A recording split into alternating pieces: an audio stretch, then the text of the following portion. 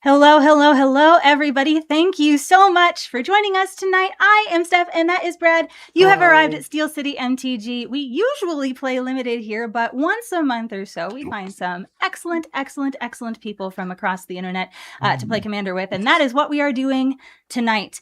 So Brad and I are going to pause for a moment and let them introduce ourselves, but before we do, we have to thank Gerudo. Gerudo, thank you so much for sponsoring this stream. Y'all, if you have not yet made an account on Gerudo, it is free to do so. That is actually the platform that we're playing on right now. So if you're noticing the crisp graphics and you're noticing the nice semi-transparent like bars that are orange instead of like a weird cloudy color. Anyway, we love Gerudo, and it's more than just a gameplay interface. If you log in there, you'll see there's really great trading card game focused user profiles and forums and things like that, and it's growing every day. So definitely check it out if you haven't already. But now is the time for us to let our guests introduce themselves to you.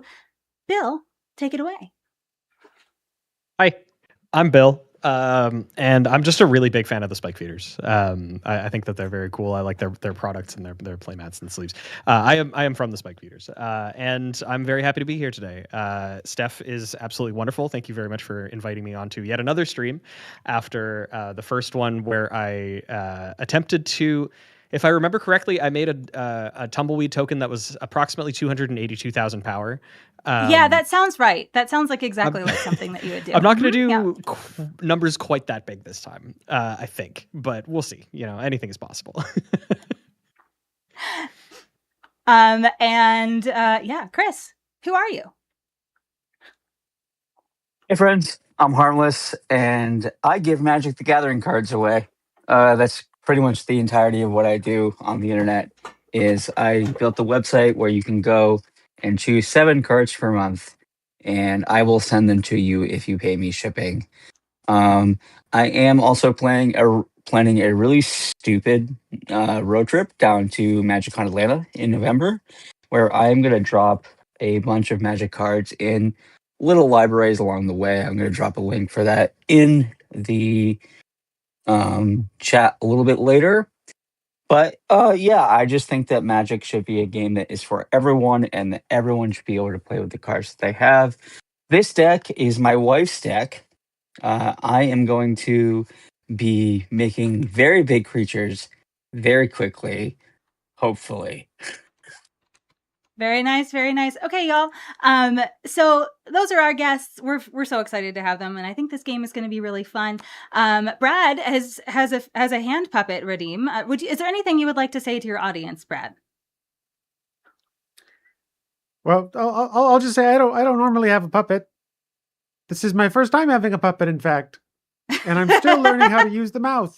Beautiful. Okay, Brad, how about you tell people? So friends, this is the part of the show where we all are going to tell you what decks we're playing tonight and why we think our deck has a really good game plan and why we think it's going to win. Make sure you're listening, because we're going to give you an opportunity to vote for who you think is going to win after we're all done doing this. So Brad, how about you go first? And you tell us what your deck is going to do there. Absolutely. So I'm playing Sethron, Hurloon General. This is a Minotaur's deck. My commander makes a Minotaur token every time a Minotaur enters, so I'm going to be doing that a whole lot. Also, because I get the tokens when they enter, not when I cast them. If I use something like a Mass Reanimator spell to get a whole lot of them at the same time, I can go from 0 cows to like 50 cows all at once. And that's usually pretty good at beating up my opponents. Uh-oh. All right, Bill, what are you playing tonight? Today, I am playing a deck that I would love to take credit for, but cannot. I am playing a Layla Artful Provocateur. This is normally fairies, artifacts, enchantments, whatever. I stole this list idea directly from a good friend of mine, Ben Wheeler from Loading Ready Run. Name drop. I remember him. I remember him mentioning that he had an Alayla deck where the way that you trigger Alayla is with anthems. So I was like, oh, you could just play like Glorious Anthem. You can play, anything that buffs your creatures. It makes a creature that then gets buffed by the thing. And then each subsequent anthem you play makes all of them bigger. And so I decided to do that and steal that idea and play it. And I love it. So I'm hoping to make a bunch of fairies that are large in some capacity. And we'll see what happens. Love it. Love it, love it, love it. All right, Chris, what are you playing tonight? I am You playing hinted at it my earlier. wife's commander deck. This is a deck that was made almost entirely out of a Mystery Booster Box retail edition for all our people who have been around the game for a while. I am playing Animar Soul of Elements, and I did upgrade it with the Secret Lair edition because I couldn't not do it for her. Of So, course. I'm going to be making big dumb creatures and doing big dumb things because that's what Animar does. I feel like Animar can't do not that. All right, friends. So they're playing those things, and tonight I am playing Ural the Mist Stalker. He stalks mists, and he throws fists, and he's good at both of those things. So I am going to. It's a pretty standard Voltron deck. We're gonna load him up and with enchantments and things like that, and then we're gonna swing really big. But I've learned that people really don't like when Ural is on the board, and I get it. And so they counter Ural and they board wipe and all that other fun stuff. So I need some backup plans, and so this deck is full of them. So if you recall, Aura Gnarlid and Champion of the Flame and things like that scale off of the number of enchantments that you have. I've got a bunch of those guys in here. They're not quite as good as Ural, but they're great backup plans. So yeah, we have, and I tried to focus less on enchantments that also scale with the number of enchantments that you have. So like all that glitters and stuff is not in here. But I have a lot of like utility enchantments that bestow keywords or that make the creature harder to deal with, or that give me a little bit more versatility. So it's a little bit more of a toolboxy kind of feel than a normal Voltron deck, but I think it's still pretty good. So, and it's also the first deck that I ever built. Now it's a different iteration of it, of course, but my very first commander deck was Ural, and so I've kept it in the rotation. So those are the 4 commander decks. Brad is on Sethron, Bill is on Alayla, Chris is on Animar, and I am on Ural. And Brad, would you like to set and give us an opportunity for us to vote? Beautiful, Bam. beautiful. All right, so Done. use those beautiful, beautiful channel points that you have been accumulating through our other streams, and let us know who you think or who you like better. Really, let us know who you think is going to win tonight. Yeah, great. Wonderful. Okay, so Brad and I don't typically go first on our streams, but we will let our guests figure out who's going to go first. Bill, would you like odds or evens? If I when I roll this D20, like evens, please. Okay. Evens it is. So Bill, you will go first this evening. Wow. And Wow. I think I'm good with this starter. Everybody good to go? I'm good. Yes. Beautiful. We love it. I'm good. All right. So also, while Bill is taking his first turn, this is my puppet. It's time for the puppet to go away, but the puppet needs a name. So feel free to brainstorm some name ideas, chat. It's true. And John, Look at Brad this will get guy. to your rules question on his turn, okay? Okay.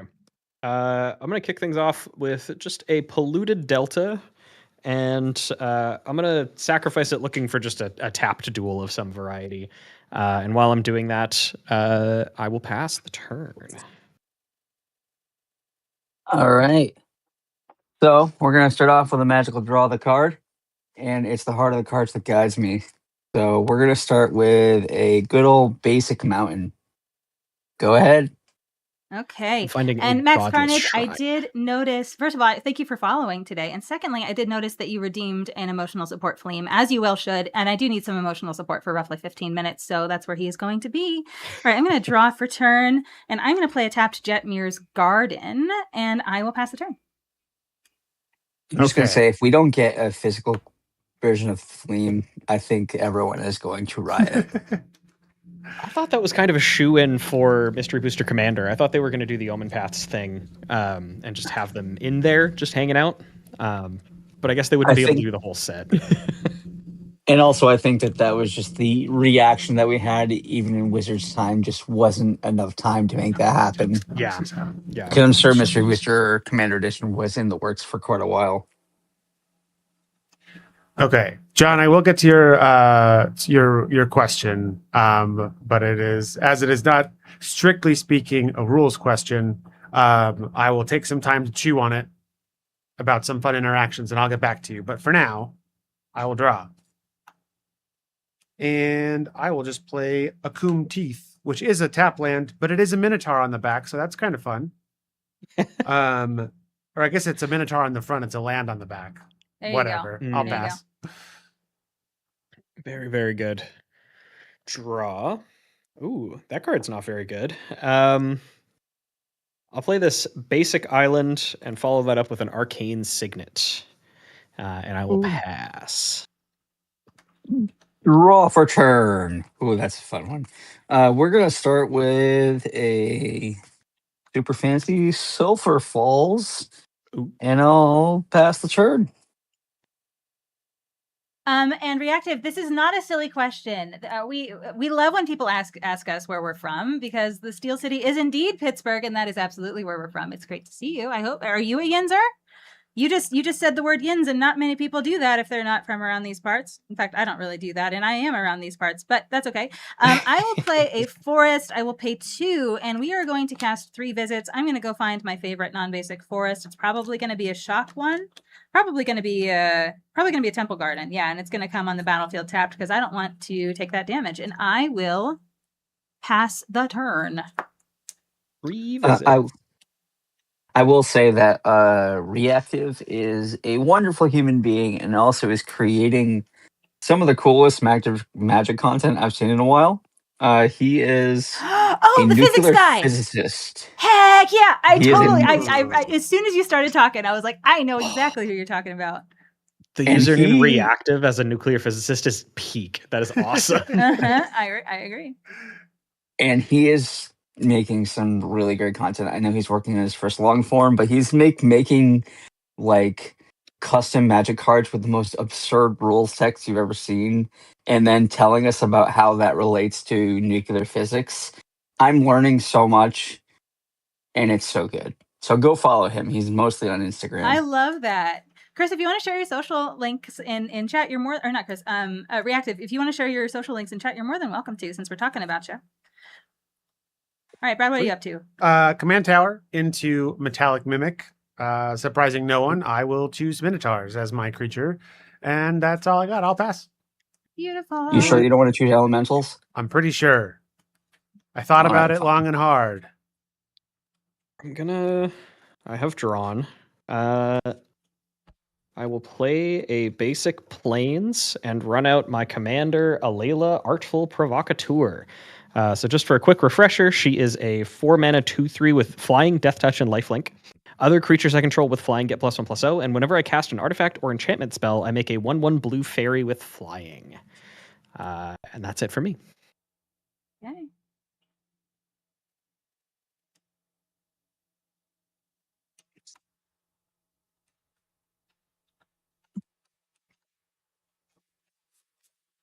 All right, Chris, I think you're up. Yeah. I'm just trying to negate some of the glare. Draw for turn, and I will play a forest for turn, and then no one's surprised when I play Animar. Whoa. I'm in trouble. Go ahead and pass the turn. Beautiful, beautiful, beautiful. All right, we are heading into an ad really quickly, friends. If you are subscribed, you get to listen to the secret podcast. If you are not subscribed, then you just 90 seconds. 90 seconds. Go get a drink of water or something, and we'll be right back. All right, I am going to take my turn. I will draw, and I will play a. We're going to play a tap Sacred Foundry. We're just going to keep playing tap shocks. It's like they're guild gates, except not. I will pass the turn. All right. Untap. We'll draw. Ooh. Okay. I drew a Minotaur that I want to play, but I think it's better to keep setting up. Setup turn. So I will pay 3 for this glittering stockpile. If you're not familiar, it's a very cool card from Streets of New Capenna. You can tap it to get a red mana and put a stash counter on it. You can also tap it and sacrifice it to get X mana of any one color, where X is the number of stash counters on it. So good to just storing mana for later in the game. I don't have any 1-drops in my hand, and I'm going to demonstrate that by tapping the glittering stockpile for red and then passing the turn. Very good. Very good. Hey, that's a nice die you got there, Brad. Whoa. Do you know the spike feeders? Sorry, I've never heard of them before. Oh, okay. I'll go. Some guys on the internet. Yeah, whatever. Who cares? I am going to pay 3 mana here, and I'm going to cast a stock up. I need to take some stock. We're playing standard here. Upwardly. Yeah. Try hard. I remember reading stock up and being like, this is fine, whatever. And then the first time I ever saw it cast in a game, I was like, oh, this card's messed up, actually. Yeah. Like, I can't beat this. Let's see here. I'll grab 1 card and 2 cards and put the rest on the bottom. Then, let's see here. I'm going to play this Arid Mesa, and I will crack it going down to 38, because I've already paid 1 for my Polluted Delta. Let's find some sort of dealy howabouts. Let's go with a Scrubland. Then I'm going to play... This is probably not going to be super relevant because I have the same amount of lands as everybody else, but I'm going to cast this Land Tax. Okay. It's going to trigger Alayla and make me a fairy.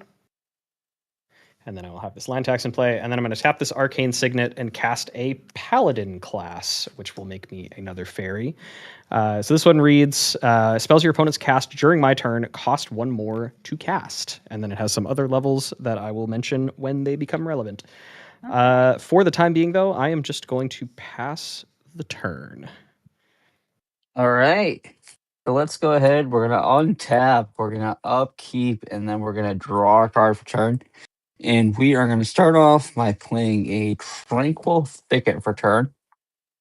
And then we'll play 2 for a Coiling Oracle.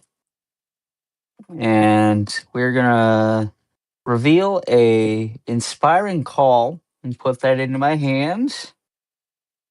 And I am also going to trigger and put a 1/1 counter on Animar. And I hate to say it, Steph, I can't be too picky. I'm going to swing at you for 2. Come on, I know what I did. Know what I did. All right. And y'all, on Gerudo, there's a little magic wand next to your name. So that's where you can add your counters here, or for counters or anything. So I'm just going to put Chris, and it's going to be purple, and your little symbol, I don't know, probably fire, because I feel like I'm burning, maybe. So 2. There we go. Wonderful. Are you, is that everything? I am all set, yes. Beautiful. I will untap, and I will draw. I will play a Rockfall Veil. 5 mana. Here he is. Ural the Miststalker, the OG boogeyman of Commander. Yes, first time chatter, Chaos Hazard, Commander Knight indeed. On this channel, we usually play 1v1 sealed, so we try to convince people to play games with their booster packs whenever they get them, rather than just cracking them for values. So we do that a lot. Usually twice a week we're doing 1v1 sealed, but once a month, because we cannot stop playing Commander. We indulge ourselves. And so you have arrived here on a great night. Thank you so much for the follow. We appreciate you. And also Amara, thank you so much for the raid. We appreciate you as well. Hey, Max Carnage, I don't know if the on-screen celebration thing is working the way that it should. I apologize if it's not, but regardless, thank you so much for your biddies. And here's a little celebration. There we go. We love celebrating. Beautiful. All right. That is all that I have here. I will pass the turn. For y'all, those of you that don't know, Ural has hexproof natively, and he gets +2/+2 for each aura attached to him. Troubling. Right. I'm in danger. All right. So John, I've given some thought to the question you asked me. So for those of you that are here in chat since John asked me this question, John is asking about Hulkling, Young Avenger, who is a 4-mana 4/4 with flying and has this triggered ability. Whenever you cast an on-creature spell, Hulkling becomes a copy of up to one other target creature until end of turn, except his name is Hulkling. He's 4/4 and he has flying plus the ability to become a copy of something else. Now, John was asking about this with the context that it's a nightmare in VV Storm, and is absolutely wild in a Prismari shell, but wants to know specifically about copying in a red-white deck in a Lorehold shell. Now, John, I'm sure there's a lot that you can do with this. And I know you had asked specifically about switching between multiple text boxes. And I'm not necessarily sure the best way to answer that, to advice to give you on that spot. But what I will say is Hulkling does become a copy of another target creature, except it's a 4/4 with flying and also still has its ability to keep becoming copies of stuff. But notably, it doesn't stay legendary. So if you used something like Twin Flame or some red effect to make a token that's a copy of Hulkling, the copy that you make would also be a copy of whatever you had Hulkling become a copy of. And so you could, in this way, you could start having a great many Hulklings if you had ways like with, there's the artifact, Sundial of the Infinite, to like end your turn early so you can keep the token copies around afterward. So that's what I got for you. All right. Thank you, Brad. I will Absolute that is redeemed. brood of Hulklings. Yes. So many Hulklings becoming copies of stuff. All right. We draw. Very cool. Here's a mountain. I am gonna copy Steph because I am unoriginal and uninspired. I will play my commander. I thought you were going to play Ural the Miststalker, and I was like, excuse me, how is that happening? He is not a cow. He's got some cow elements, I think. There's fur. Yes. He resents that remark. Anyway, I have my this first is attack Sethron. going. He says, when he or another non-token Minotaur I control enters, I get one of these, a 2/3 red Minotaur creature token with Fancy Pants. Mm-hmm. I can also pay 3 mana, 2 in a black or 2 in a red, to give Minotaurs I control +1/+0, menace, and haste until the end of the turn. So be prepared for maybe that to happen later. Mm-hmm. But I also get a +1/+1 counter on each of them from Metallic Mimic. Everything's going great. All past turn. Okay. Well, I wouldn't go that far. I would actually say that things are going pretty worryingly currently. I'm having a great time. I have untapped upkeep. I only have 4 lands. Both Steph I have and 5. Brad have 5. So I will trigger this land tax, and I will search for 3 basic lands from my deck. Let's go for one of each. The trifecta, in fact. Fleem can take a nap if you want to, Steph. I was about 2 minutes late on the Fleem redeem, okay. so I'm gonna give him another couple minutes here. On the Fleem redeem. Yes. Fleem redeems on the stream. Okay, I've searched for my basics. I will draw a card for turn. That is another basic land. Thank you so much, deck. I appreciate you. I'll play a basic swamp. Do I want to do this one?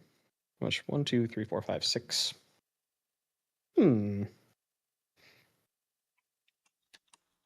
Sure. I'll pay 3 mana here. And I'm going to cast this Dusty Parlor.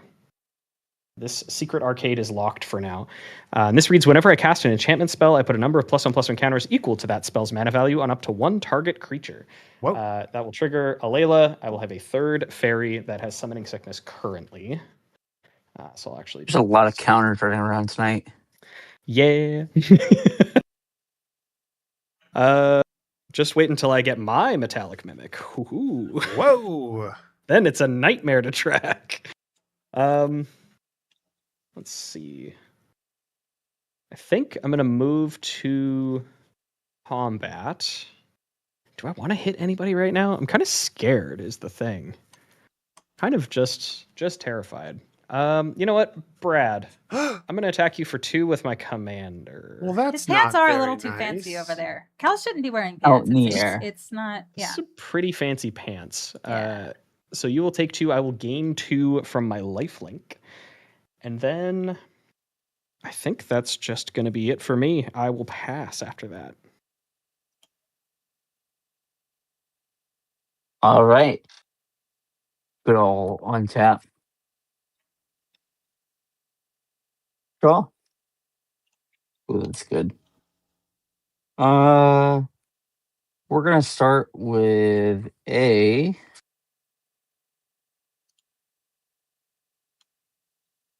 basic forest. And then let's see. I've got a couple options here.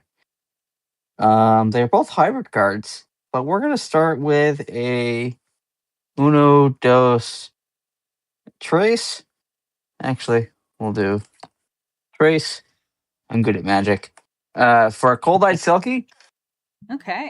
trigger, put a counter onto Animar. And then I'm feeling defensive. So we will pass the turn. All right. I need to find a creature that doesn't contain white in it so that I can block Animar. So wish me luck finding that, chat. All right. I will play... I'm going to play an Overgrown Farmland. It enters untapped. We love this. I will then pay 2 mana. Complain and you shall receive. I have found the champion of the flame. He gets +2/+2 for each aura and equipment attached to him.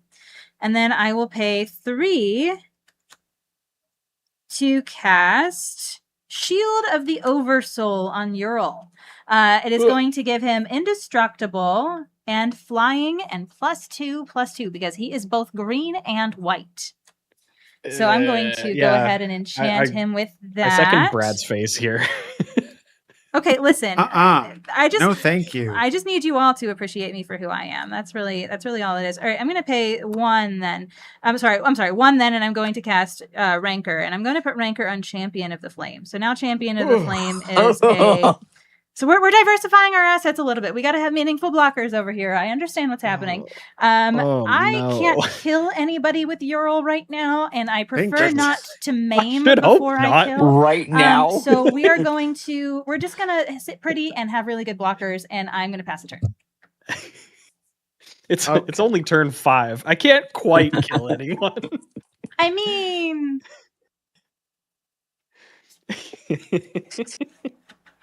Okay, I'm going to play this tapped Blood Crypt.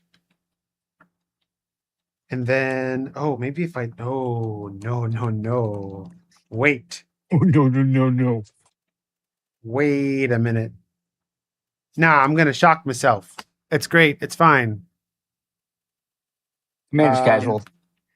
Looking at chat here, Max Carnage, you're actually in luck because Harmless is already wearing a hat. There you go. He is currently wearing a hat. I like shouting out my friends. If you like nice this hat, there are EDH and CEDH ones. These are from my friend over at Dead on Board MTG. You can go to deadonboardmtg.com and buy one. I'm not sponsored. They're just sweet hats. Is that an eggnog that you've just played, Brad? Yeah, this is Gornog, the Red Reaper. An eggnog. Is that what you call it? This is a Minotaur Warrior, a 2/3 with haste, and the classic line of rules text, cowards can't block warriors. Additionally, whenever one or more warriors I control attack a player, target creature that player controls becomes a coward, and that is forever. And then also attacking warriors I control get +X+0 until end of turn, or get +X+0, where X is the number of cowards my opponents control. Now, Sethron is a warrior, and there are some other Minotaurs that are warriors, but mostly this is just a Minotaur that has rules text on it, so it goes in the deck. Text that you don't mind. Yeah. There you go. It will enter with a 1/1 counter. beep, because of Metallic Mimic. My commander will trigger. I will get another Minotaur. Mhm. It will have a 1/1 counter. And then, check this out. I'm going to pay 3, and I'm going to give my Minotaurs +1/+0 menace and haste. Yikes. And I'm going to get aggressive. I feel like every time I play with Brad, things escalate very quickly. I'm very sad. If there's I mean, one thing that I am known for, it's being very chill and cool. You're just a game that I chill played guy. He's known for neither the game that I of played these here last things. The game that I played here last time, you went to cast who was it, Kothafed? On like turn 3 using a Lion's Eye Diamond, and Steph mana drained you. Yeah, and that you was, were very cool and chill about it for sure. Yes. Diamond Lion into my commander. Okay, listen. I'm Okay, wild. I need Yeah. to know from chat if someone cast a like roughly 6 mana creature on turn 2. Turn 3. Two or turn Thank 3. you. On turn 3. Turn 3. Would you mana drain it if you could? Would if they blew their discarded their entire hand, paid a bunch of life, would you do it? I mean, I need I to think know that the- I'm not alone. It was too I think tempting. the answer is unequivocally yes, for the record. The answer is unequivocally yes, and also the answer is yes because he's your husband. Oh, of course, yeah. The hardest part about that is I love doing that play because I feel like Bells Unlock enters and refills my hand and like I got Uh-huh. this whole big extra bit of mana, but because I don't have a Lion's Eye Diamond, I have a Diamond Lion instead, which is a Lion's Eye Diamond but a creature. Uh-huh. It's like on turn 2 I play Diamond Lion and I'm like, gee, I wonder what I'm gonna do on my third turn. You better hold up your counter spell for my next turn when I have 6 mana. So Brad's birthday is this coming weekend, right? And Happy birthday. that was not meant to be, but yes, you can wish him happy birthday if you would like. He deserves it. He's great. I almost got you a Lion's Eye Diamond, but like I had traded a bunch of stuff in and like orchestrated like some kind of weird deal with because there's a game store in our area that has one, right? I was very close to doing that. I ended up getting you something else, but just so I know for the future, is that something that you would actually want for that deck? I mean, yeah, if I had one, I would absolutely put it in. Wow, what Not a try hard you are. I would not replace Diamond Lion though. She was baiting you. I was baiting you. I was giving you an opportunity to be like, no, I'm not that kind of Magic player, Stephanie. But in that deck, I am. Okay, all right. But he is. But he is. I don't need a Lion's Eye Diamond, but if I had one, after all, why shouldn't I? All right. Brad says, yeah, I probably would. Steph pulls out a Polaroid. I got you. Thank you for watering your streamers, Max Carnage. We appreciate you. Yes, It's very thank important you. for us to stay hydrated. Brad, are you attacking anybody With electrical lights. anything? Absolutely. I gave them all menace and haste. I'm going in. Okay. All right. Who do I want to attack? I want to attack Bill because Bill attacked me. That sounds right. And Bill's creatures are tiny. I think that's I going to actually be. don't They're not remember tiny. that. I think that was incorrect. I don't remember attacking you. I must be misremembering things. Either way, I'm attacking you. Frick. I want to attack with Gornog as well. And heck, we'll swing at the Minotaur tokens as well. Yeah, Okay. okay. So Sethron is for Bill. I think Gornog is for Steph. And the 2 tokens are for Chris. Now, when my creatures attack, so I have 2 warriors attacking different players. So I have 1 Gornog trigger that is going to target one of your fairy tokens, Bill. I'm going to make that a nightmare to keep track of just for you. Oh, thank you so much. Upside down. You're perfect. detained. We got it.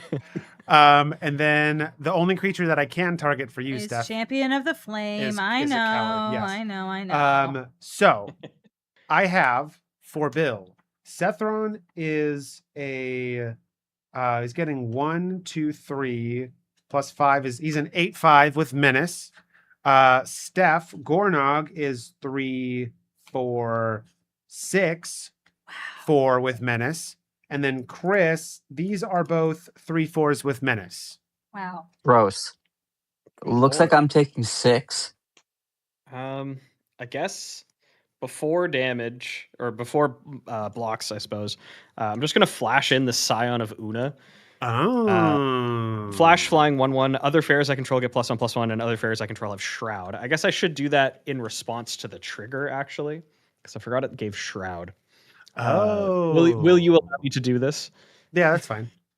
Okay. This is not a coward. You win this time. Okay, so it's one fewer point of damage heading towards Bill and Steph. Oh, okay. So I get one life back. Whee! We love it. Yeah, you're welcome. I'm helping everyone, and remember what I've done for you on this day. And whoever got Sethron, and if you were dealt damage, you can use the little. Remember, you can use the little magic wand to like make a little counter for your stuff. I think I will be taking 7 damage from. Nice. Excuse me for 1 second while I type this in. Sethron. You will be the little moon because good night. Good night, moon. Good night, sweet prince. How do I update that? Oh, there it is. There we go. We did it. All right. Yeah, when you flashed in, this fairy makes my fairies bigger. I was like saying bye to Sethron. I was like, bye. Well, because he's what, an 8/5? Yeah, or a 7/5. Yeah, these are only 2. These are 2. I guess I could have triple blocked. I'm not gonna do that. I'm not in that. I'm not in that mode currently. I will reveal that I have 5 lands in my hand. Oh, exciting! Out of 6 cards. Okay. So nothing like true magic. I know it's the way to play. You know. All right, that's all I got. I'm done. Okay, excellent. I will untap. Let's just say I have 3 fairies. Make that a little cleaner. And upkeep. Land tax. Brad has 6 lands. I only have 5. I only have 5 lands. Oh, 5 lands and a 5? glittering Oh, right, you stockpile. have a glittering stockpile. Steph has 6? Unless Yes. one of I those have is a glittering 6. stockpile. Okay, fantastic. I know how many lands I have. I actually have no idea how many lands I have. And and if I could count, I could never count that high. You know? I can only count to 4. I can. I loved that. 1, 2, 3, or 5, 4. Me count so poor. That's another land. Yay! The curse of land tax. Doing it. Deck saying, clear leader. Okay, well, let's play this Verdant Catacombs and get one of the other lands out of my deck. How about right now? We'll go down to 39. No, not 39, because I've taken 7 damage. I'm going to 32. I'm going to find the Turbulent land. Where are you, buddy? Oh, is that the cinnamon rolls? Yeah, Turbulent Moor. Enters We tapped love. unless my opponents control 8 or more lands. I've got 5. They do. There you go. My opponents I control also 8 or more have 5. lands. When I first read that, I was like, oh, do each of my opponents? Like, I read it as each of your opponents need 8 or more. Oh, yeah, I think yeah. everyone did. That's cute. That's nice. And then I read it again. I was like, oh my God. Oh no. Yeah. Bad lands. Okay. You know what? Let's level up Paladin class. So it is now level 2. Creatures I control get +1/+1 now. Ooh, baby. Those are some big fairies. Ooh, baby. They're getting slightly bigger, but still not enough for me to feel comfortable attacking anyone. So I think it feels bad. Brad's just going to keep punching me. No, I would never do Brad that. Brad What is would make just you going say to keep that? punching me. Because you're not a good person. I'm kidding. I'm kidding. Happy birthday, Brad. You suck. Happy birthday, Brad. Okay, yeah, I'm just gonna sit back and have another setup turn. I will move to discard and discard 2 basic lands. Eventually, I will get Untap. into attack mode. Okay. And draw. All right. Let's see. We are going to start things off by doing the most Animar of Animar things. We're going to play 1, 2, 3, 4 for Seek the Horizon. Okay. We seeking. We're gonna search my library for up to 3 basic land cards, reveal them, and put them into my hand. Let's see. Very So we're nice, gonna very get nice. Forest, Mountain,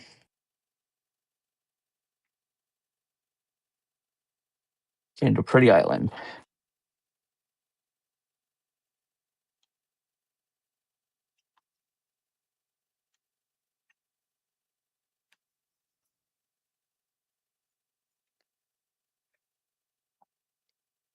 Oh. I just spent like 45 minutes staring at different arts for basic lands. So I am building an unstable cube because I think unstable is really Okay. fun. But what I wanted to do, there's a card in unstable you may or may not be familiar with, Stealthy Preservation, that you search your library for a land, you put it in your hand, unless it has a forest in its art, then you can put it on the battlefield tapped. And so what I wanted to do was have a land slot, because there's also other non-basic lands in the set. But in the land slot, you could draft non-forest basic lands that have trees in the art, but then everything in the land box except the forest obviously doesn't have trees in the art. And so I had to pick all the arts that I wanted for the basic lands for the cube, scrutinizing if they have trees or not. I describe that as a tree. I played a forest for turn. So right now I'm in the midst of making probably terrible threat assessment choices. Ooh. Does that mean you're going to poke me? Kind of. Animar should have 2 counters on him, by the way. I think you bumped your die when you were searching. So I did. Yeah. You should have 2. I am then going to play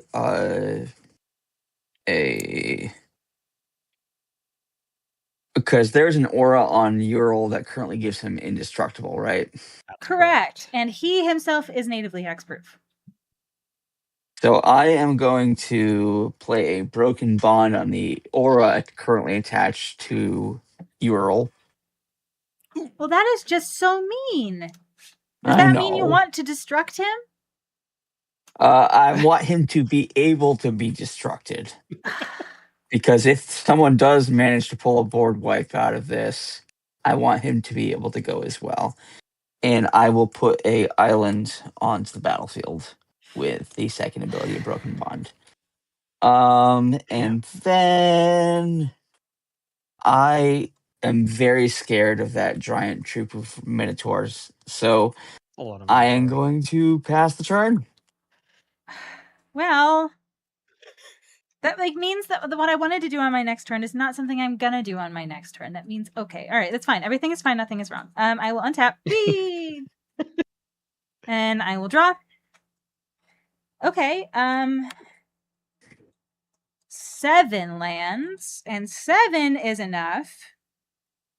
You know, indestructible might not be a keyword that Ural can have for a little while, but oh no, what are keywords he can have are first strike, trample, and flying and haste.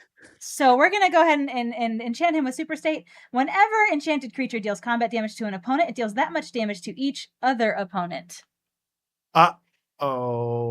Okay. This is so universe is beyond powerful. I will go to combat, and it seems like Brad doesn't have. Oh, I'm sorry. His base power and toughness are 9/9. He has flying first, all those things. So he's 9/9 +2/2. So he's an 11/11. And he is done sitting on the sidelines.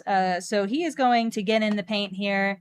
Brad, I have 11 in the air coming at you, and that means if he deals damage to you, everybody else gets dealt 11 damage. Let me survey my board state. No flying. I take 11.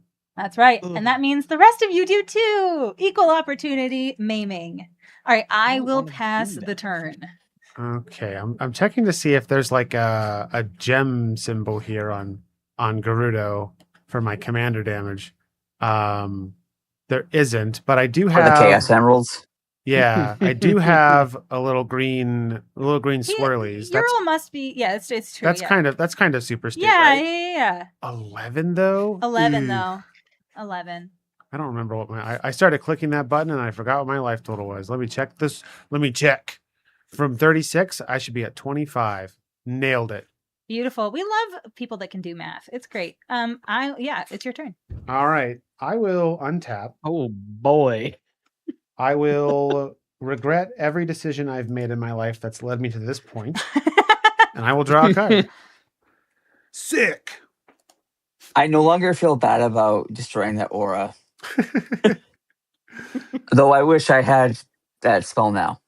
Indestructible, just like it was so nice because like the way you get rid of Ural is a board wipe, right? Yeah, and so I love when he can't be destructed, but it's okay. So everything's fine. Okay. It's okay. You just did 33 damage on that turn anyway. So classic Yeah, turn 6 Soul Ring. Now I'm very concerned about what you were going to do otherwise. Well, it costed a little bit less than 7 mana, but it was multiple things, and I was very excited about it. But instead, just real big monster seems like a good solution, right? yeah. I mean, that's kind of what you're doing. Bill says, yeah, I guess. Yeah, definitely. You're so right. Seems great, Steph. I am in desperate need of answers, so I'm going to cast this Stinging Study. It's an instant, but I'm casting at sorcery speed because I'm cool. I'm going to draw X cards and lose X life, where X is the mana value of my commander, which is 5. And we'll see if 5 cards finds an answer. 1, Okay, 2, do it. 3, 4, 5. Okay, I did find something that kind of looks like an answer. Well, you said that with such confidence. I'm sure that I'm sure it will solve the problem. Here's the so thing. Much confidence. It is the only card in my deck that can answer an enchantment. But first, I'm going to play this Rakdos Signet because I just cannot get enough of ramping. Oh, you found. I guess you Feed the Swarm. I am going to cast Feed the Swarm. But you're taking 7 damage, which is also going to cost me 7 life. It's okay. It's okay. He's playing Rakdos, which means he's obviously gaining life, right? No, I'm kidding. That's a very Rakdos thing to do. You all have no chill. Am afraid. If you would just roll over and accept your fates at Ural's hands, that would be much. I would be much obliged. But Okay, very cool. Should I? I feel like I should probably attack. If I die first, it's the other people's problem. He's right. I have not. I cannot block your warriors. I know. Here. And if you give them, you can't give them menace, so I can block something. How big is your thing over there? He is presently a 5/3. All right. It's whatever. Steph, I'm attacking you. Okay. I get two more Gornog triggers. But since they have to target creatures the defending player controls, your Champion of the Flame is like a triple coward now. That's not very nice of you. And but it's 5. It's 6 and 4 is 10. So I can't block either of them? This is true. I guess I'll take 10. I don't like that very much. How much of that's commander damage? 6. Oh no, you now have the same amount of life that I do. How awful. Oh darn. Oh no. All right, I will pass. Okay. Untap. Upkeep. Steph has 7 lands. Trigger land tax. Please, at some point, I have to stop drawing lands. Right? That's how this works.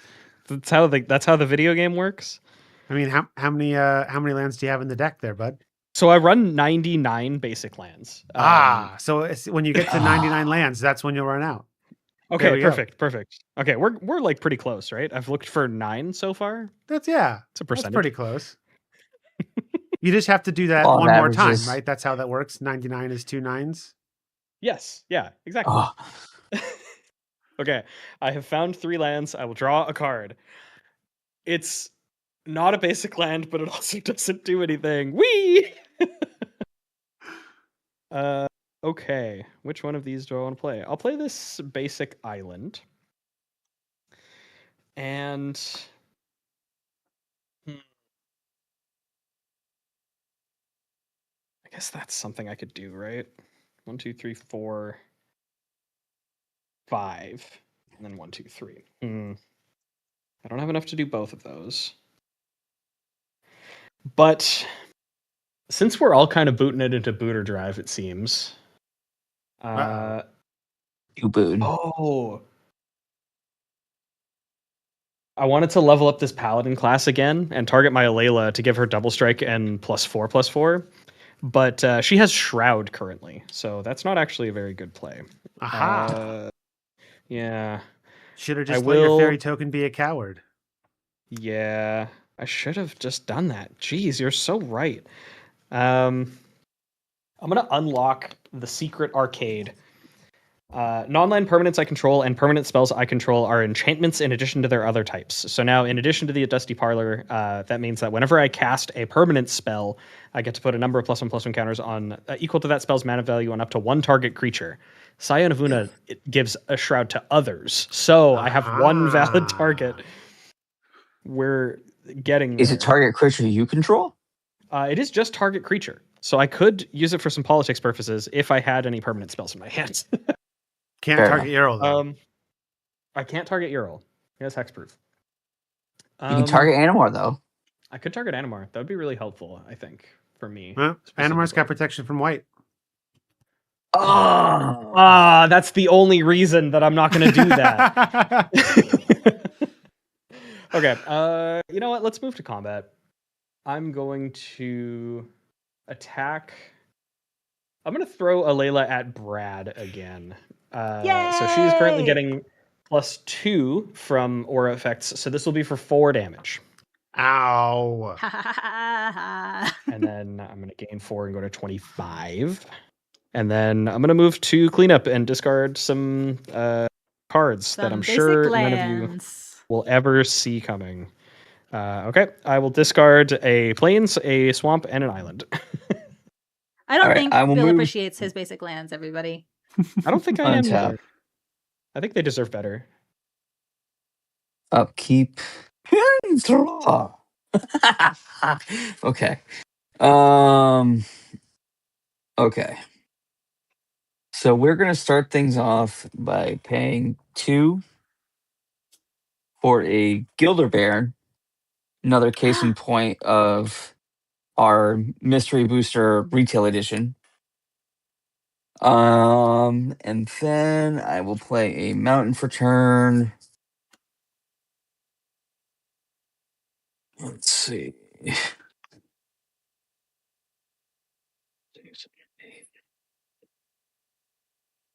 You getting secrets over there, Steph? No. That The horse knows all. was very good physical comedy. And then I'll play 1, 2, 3 for a Progenitor Mimic, entering as a copy of Coldite Selkie. Ooh, so you make a copy at the beginning of your turn? Yes, the beginning of my upkeep. That's pretty good. And then who has islands? Not me. Steph, do you have islands? I do not have islands. All right. Sorry, Bill. That's okay. I won't block. We are going to attack you for 1 with Coldite Selkie. That will get through because he has an island walk. Indeed. And I will draw. And then again. I will I forgot to up that to 4. Sorry, friends. I will pass the turn. All right, I will untap. And Ural is naked once again. I feel like I keep starting my turn, and he keeps being naked at the beginning Good teamwork, of my turn. And I everybody. just We're feel doing like great. We I feel Hell are hurt by yeah. this. making High Ural five, everybody. indecent. Okay, so I will play a tapped Stomping Ground. It is Russian, but I promise that is a Stomping Ground. I will pay through. CDH Flex. No, you know what? No, I'm not. I'm not going to do that. I'm going to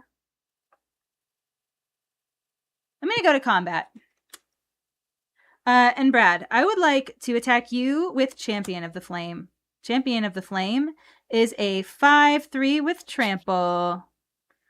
That's a significant amount of your life total. I know. is. I am quite scared of what is about to happen. So, in an effort to not die, I'm putting all 3 of my goobers. Beautiful, beautiful, beautiful. I would like to kill your coolest thing, the metallic mimic, and then if I can kill another one, I'll do it. Yeah. So these both have 4 toughness. Okay, so I can't. Yay! Beautiful. I love that for me. So this is gonna die. Rancor, however, is gonna go back to my hand. All right. And then I would like to cast Slash the Ranks. We're going to destroy all creatures and planeswalkers except for commanders. Because I need to not die on Brad's turn. Dang it! Oh. Mother, may I, blue player? Yeah, it's not that kind of blue deck. Okay. You don't have lands that also counter spells? Uh-huh. I have one counter spell, and it's the one from Lorwyn Eclipsed that makes fairies. Oh, nice. Andy says nudist Ural is for a very different bracket. So that's like what, bracket 1 Ural with no auras. He's just a 5/5 beat stick. That is I like that. I think that's actually kind of great. If you want to build that, I would not be offended. All right, just I'm going use to pay like instant and sorcery 1. pump spells instead of enchantments. Yeah. I'll pay 1 for Rancor, and we're going to go ahead and put that on Ural.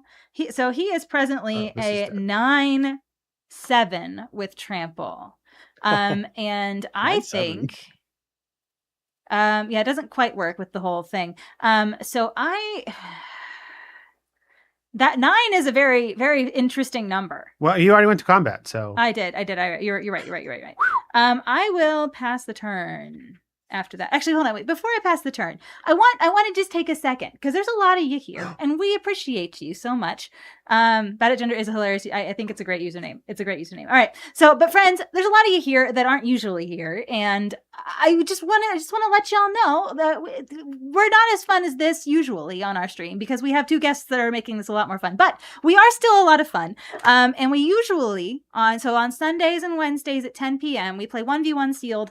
We have these nice little QBs of 12 booster packs that we do. So we play with real physical booster packs to try to convince y'all that you don't need 8 people and a whole box of cards to play games with in order to have fun with your booster packs. You can have a lot of fun with just a handful of packs and just one buddy. And so we try to demonstrate that as best we can. Now that's The Hobbit, which is what we're going to be playing on Wednesday, but I'm going to flex a little bit here because we have a great sealed collection and we do some fun stuff a lot where we play with things like, I don't know, Mirrodin Besieged block, and which has Mirrodin Besieged and Scars of Mirrodin and New Phyrexia. Like we've got the Innistrad block and the same thing. Like we've got some cool stuff here. I don't know, Shadowmoor block, OG Zendikar block. So anyway, we have a good selection. We have a very good selection, and we do some cool stuff on this channel that you don't usually see on the internet. So if this is something that's interesting to you, give us a follow. You'll know when we go live, but it's usually Sundays and Wednesdays at 10 p.m. Eastern. So yeah, occasionally we'll do some other stuff too, but that's usually what we do. An Avacyn Restored night. Just Avacyn Restored all by itself? Because right now we have enough to do Innistrad full block sealed. So we have 4 packs of each. But yeah. All right. Anyway, that's my little flex for y'all. But please consider joining us for other streams too. We tend to be pretty fun. You can make us wear silly hats and stuff on those too. Anyway, Brad, it's your turn. Okay. I'm untapping. I have been given another turn, and I'm gonna make it everybody's problem. Draw. Okay. That was a thing. It's fine. I don't think now is the right time to cast that. Let's play a mountain. I was going to be a really big problem, and then Steph blew up all of my creatures. So now I have to pivot. a little bit. But that's fine. 1, 2, 3, 4, 5. 1, 2, 1, 2. I gotta keep you 1, agile, 2, Brad. 3. No, that's not how that I committed works. to you for a very long time in this life, so if you're not agile, yeah. Okay, so here's the plan, chat. This doesn't feel like the right. No, I've got a lot of mana. It's fine. Let's go. But it looks like you have to do your rest of your turn with a puppet, Brad. Oh, okay. This is. I'm gonna have to figure out how that's gonna work. But we have the puppet. Very also, carefully. Since the last time we did this, I asked for a name for the bird. Have you figured that out yet, chat? Let me know. Okay. So Breasted. good gracious. How do I play this game? 3 mana. Brad, I need to call this out because you can't just hold up the puppet. 5 mana. Okay. Can you see it okay? Is my life I total can in the see way? it okay. Yes. I can see it okay. Your life total was a little bit in the way, but it's all All right. right. 5 mana. I'm going to play a Minotaur. It's this one, Ardent Dust Speaker. This is another Minotaur that has rules text on it. Mm-hmm. Which is not going to be relevant because I'm probably about to murder it. Bam. But I got a token, which is cool. Next, we're going to go 2 mana for this here Pyre of Heroes. And this is why this turn is about to be challenging with the bird. So if you're not familiar, Pyre of Heroes, I can pay 2 mana and tap it and sacrifice a creature at sorcery speed. I then can search my library for a creature of the same creature type whose mana value is 1 greater than the one I sacrificed. And I've never done that with only 1 hand before. So let me see if I can figure this out. You have to shuffle. I wish. Yeah. I wish you luck. You know what? I can come over there and help you. I can shuffle your deck for you. Perfect. I love it. Go. All right. Teamwork. I'm gonna pay 2 and sacrifice the Ardent Dust Speaker. Bye. All right. And then what am I doing? I need you to look search my deck for a Minotaur. Okay. Good teamwork. Here we go. Here I am. Oh, hey, wait, is that Steph? Here I am. Steel City Steph is here. Everybody say hi. Oh my god. What am I looking for? You're looking for, I forget its name. Keep going. It's the enchantment token or enchantment creature Minotaur. Okay, you could have just said that, and I find that's easy to find. Dream Shaper Shaman, Bammo. All right, Oh boy. This is Dream Shaper Shaman. At my end step, I can pay 3 mana and sacrifice a non-land permanent, and then reveal cards from the top of my library until I reveal another non-land permanent and put it on the battlefield. When that enters, I will make another token. Beep.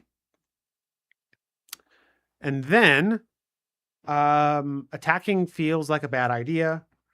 So I am going to pay, I'm going to use my glittering stockpile now, which is not the right time to do this, but I'm going to sacrifice it for 3 red. I'm going to sacrifice this Minotaur token and we're going to spin the wheel. It's time. Not this wheel. This is a sorcery. I can't do this wheel. We got a Fellhide Spiritbinder, which is another Minotaur with rules text on it. So I get another token. This Wheel of Misfortune goes on the bottom. You're on your own with that one, buddy. Nailed it. First try. And nailed it. That's the whole turn. Okay. This has been one turn of Magic the Gathering brought to you by Beak Birdly. Oh. Is that the name? Yes, that was Alter's idea. Beak Birdly. So Beak Birdly is it. 1, 2, 3, 4, 5, 6, 7. Steph has 8 still. Fantastic. Thank you for being ahead of me at all times, Steph. I appreciate you. You know what? I'm going to keep trying to do that. We're going to see. Okay. Turn order. Well, maybe don't be so excited about that. I think I'm running out of multiples. Actually, okay. That's the last 3 basic lands in this deck. There are no more basics. Bill to fund. Somehow, I am probably going to draw a basic land for turn. Is everyone excited for this? For me. Okay. I'm ready.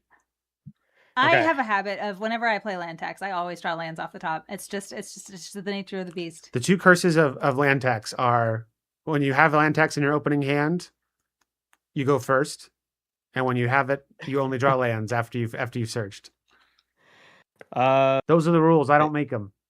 It wasn't a basic, but I would like to play this Adagia Windswept Bastion as my land for the turn. Ah. Your Okay. puppeteering time is done, Brad. All right. Thank you, Beak Beardly. Beak You're Beardly. welcome, Brad. I'm gonna pay Birdly, 5 not Geek to- Beardly. Geek Beardly. It's the username of one of our friends. I am going to unlock the 3rd level of my Paladin class. So now whenever I attack, until end of turn, target attacking creature gets +1/+1 for each other attacking creature and gains double strike. Not the most relevant or exciting thing that I could possibly be doing, but it is also not nothing. So I'm going to move to combat. I'm going to be attacking somebody for 2 with double strike, and I have not yet determined who. Brad has a lot of things, but Steph has trample. I just have one little guy. Just one. He's Just not one little little. guy. Little guy. Just one little. I can't even block Animar. Can't. There's no Doesn't Brad even know his here. ABCs. There's no Brad. Brad's not home. Okay. You know what? I have attacked, I believe, the other 2 players. So I think it is, unfortunately, Chris's turn. Chris, I will attack you for 2 with double strike. All right. Haha, I tricked you. I was here the whole time. No! You have attacked me, Bill. I only have Chris and Brad damage on me. Well, it's okay. I I'll guess- rectify that at some point. Did I get away with it? I'm using a snowflake. Yeah, she's icy, Oh. you know. Okay. I will move to the end of my turn and discard 3 basic planes. Nate, little is a relative term, okay?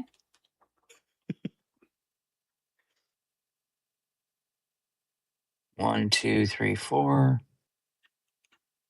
Love it.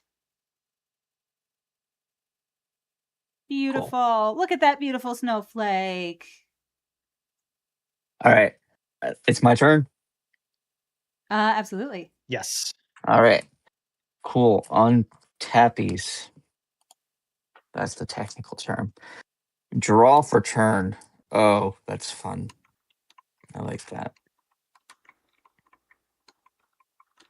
We're going to start off with a Vivid Crag. Because who doesn't love Vivid Lands? Charge counter lands. This is peak EDH right here. Those were the days, truly. Remember when you can like play cards that weren't 3 mana? And then I really we're gonna love do using Vivid Lands to cast things like Armillary Sphere. And then we're gonna do 3 and 4 for Kiora, Master of the Depths. Enters with 4 loyalty counters on it. And then we are going to -2 her. And we are going to reveal the top 4 cards of my library. Up first, Beast Within, Mountain, Oran Reef Fastwood, and Steve. Ooh. I'm going Hi, to put Steve. Steve into my hand. And then these are going to go into my graveyard. And then I will play Steve for 1 mana, Kiss of Animar. And then 6. 1, 2, 3.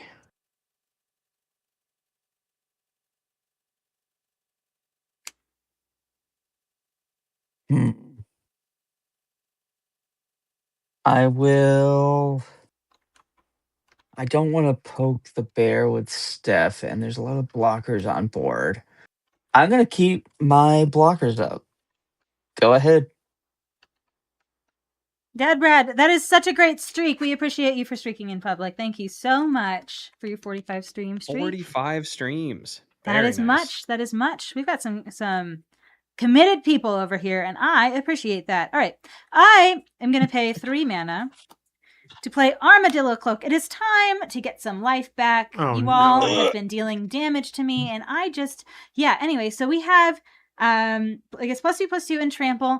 It looks like lifelink, but it is not. This is actually a triggered ability that says whenever this creature deals damage, I gain that much life. Lifelink used to be worded similarly, but now it is not, and this is still a triggered ability on the card. So, haha, here we are. So now with lifelink. It sure does. So if he has lifelink and this, it is very good. So we've got 2, 4, 6, 8. So Ural is a 13, 11 with lifelink and trample and hex. Fascinating. I love this for me, and I think it is time. Bill, I think it's time. I think it's time. You said that you were going to get me on your turn, even though you didn't attack me this turn. But you said you were going to get me, so I feel like I may as well get you first. So I've got a really big monster attacking you. Well, I can't do anything about that. So it was 13. You said. Yeah, and I'm going to go ahead and gain 13. I'm going to go to 36. Difficult. I've been called worse. Is difficult. I made the right decision. This one's going to be the sword, and 13 of them. Yeah. And Andrew, so the person that I'm most concerned about blocking right now is Brad, right? Because Brad has a bunch of Minotaurs that, like, if go wide is hard for me, right? But he pays 3 mana and suddenly they have Menace, and I only have 1 creature, so they're probably not going to, he's probably not going to be blocking anyway, right? And so Animar has protection from white, so I can't block Animar. So leaving it up to block is like not super helpful. Yes, also, hi, Usagi Kaide. It is great to see you. Thank you so much for rating us and sharing your community with us. We appreciate you. But yeah, I will pass the turn after that. Usagi Kaide, I hope you had a great stream. Were y'all playing Commander tonight? And if you're not already following Usagi Kaide, please do that. You can press the little heart button in chat if you're on the Purple app /Twitch /whatever. I don't know what I'm allowed to say on the different platforms, but if you want to press the heart button, you can follow Usagi Kaide and watch their great content over there. Huzzah. Usagi, are you going to be at Command Fest Toronto this weekend? Question mark? Featured creator, buddy. Oh, yes! Go! Fantastic. Excited to see you again. I need to get a passport. Darn straight you do.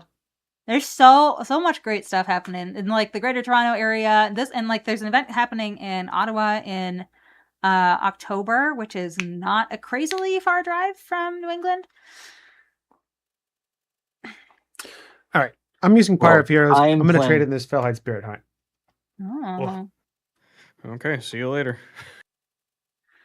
There we go. I think that's the one. Yeah, nope, it's the one. Bam, here's Neheb the Eternal. Oh. Steph just got a fresh new pool of life total that I'm going to use. I'm going to convert into red mana.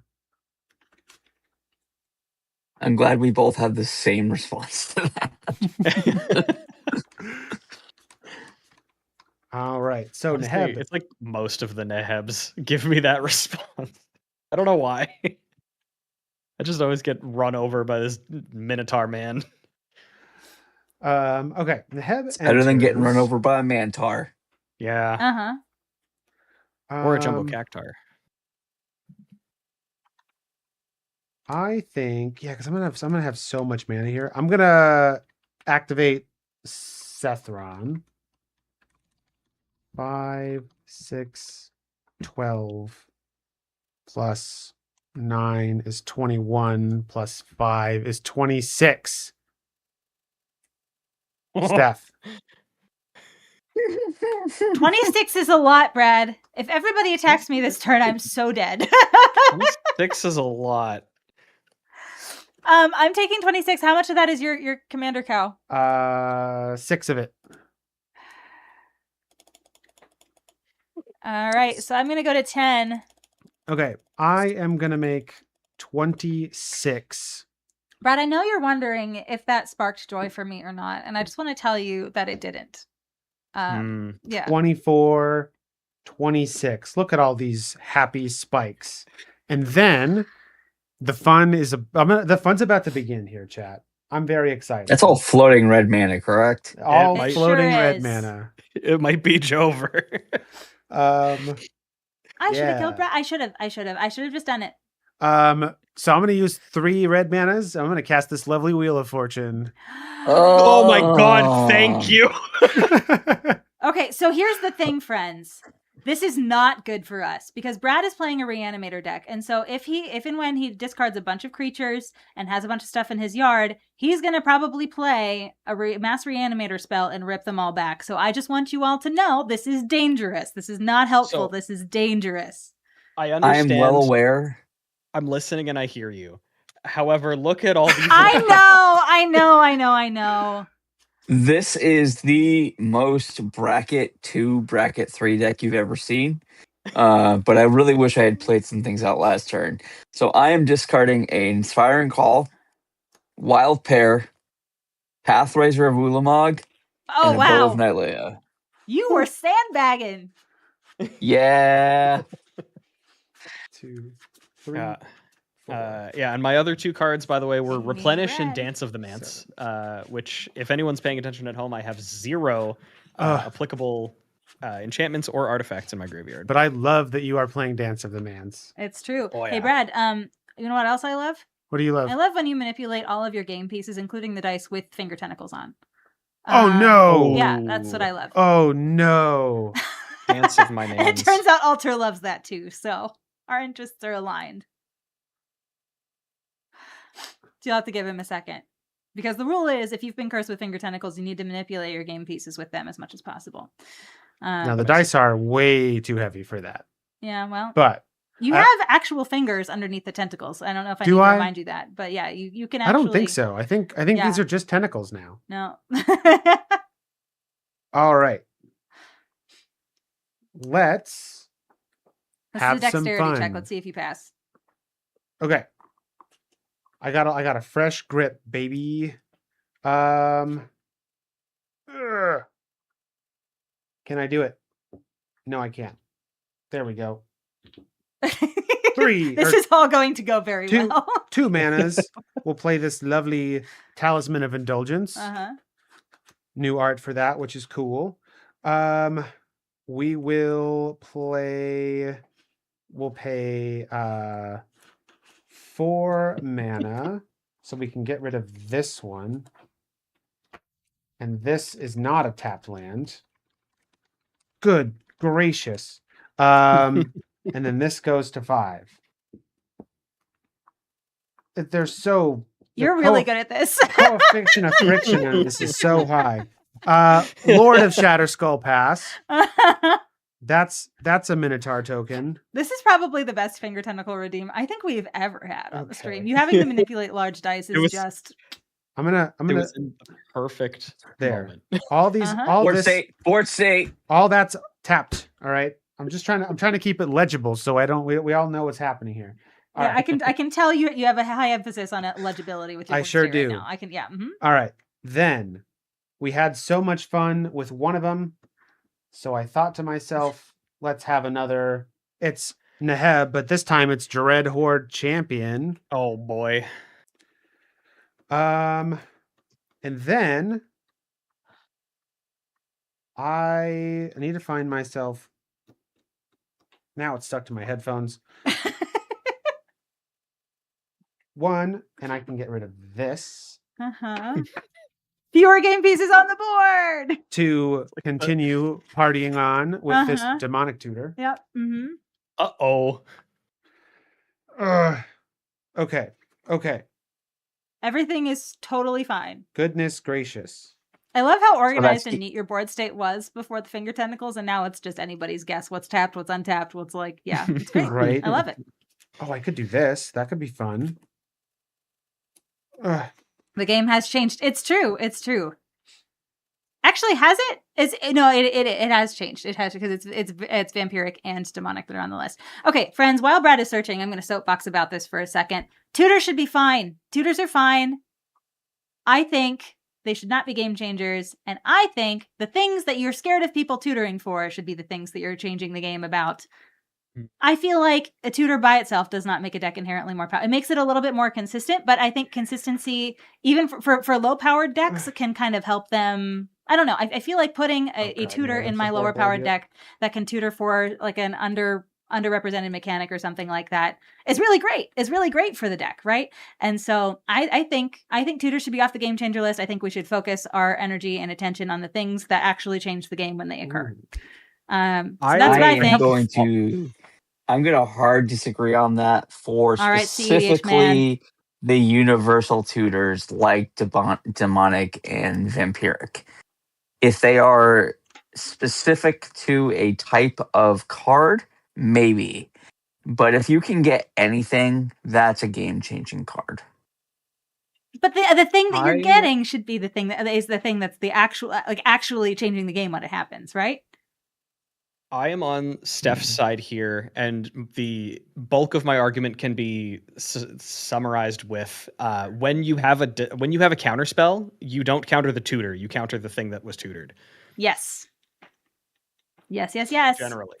So if you don't like 2-card combos and stuff, grab the things that enable those 2-card combo, or grab the pieces of those combos that you want to litigate, that you want to make sure that don't show up in higher powered games, right?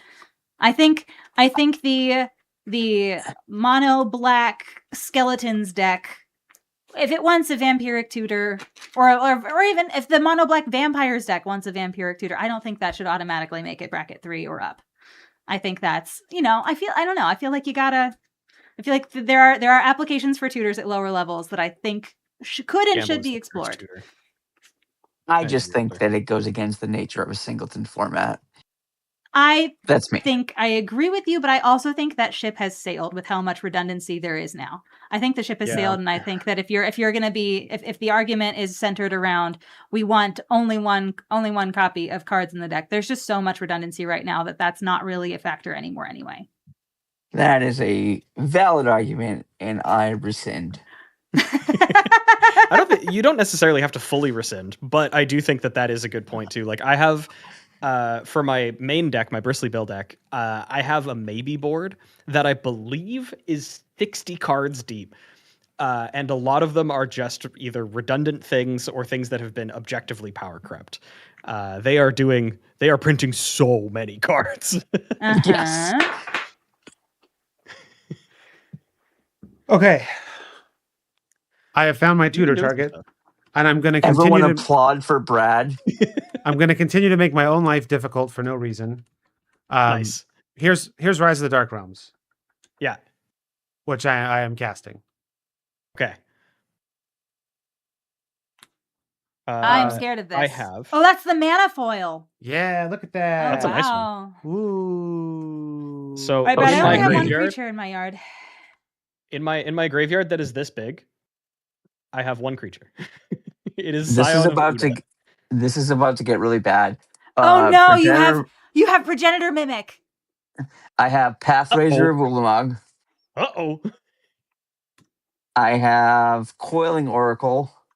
Oh no. Cold-Eyed Selkie. Gilder Baron. And that's it, but still. So Brad he's got a 9/9 spaghetti monster, and he has a Progenitor Mimic that enters and copies something, right? Yes. So Brad, what do you? It enters as a copy of something, and then he gets more copies of it. Okay.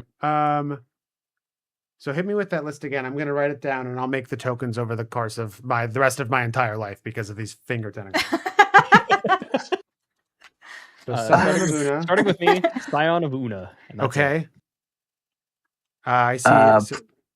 Go ahead. Here, I'll move them down here so you can see them.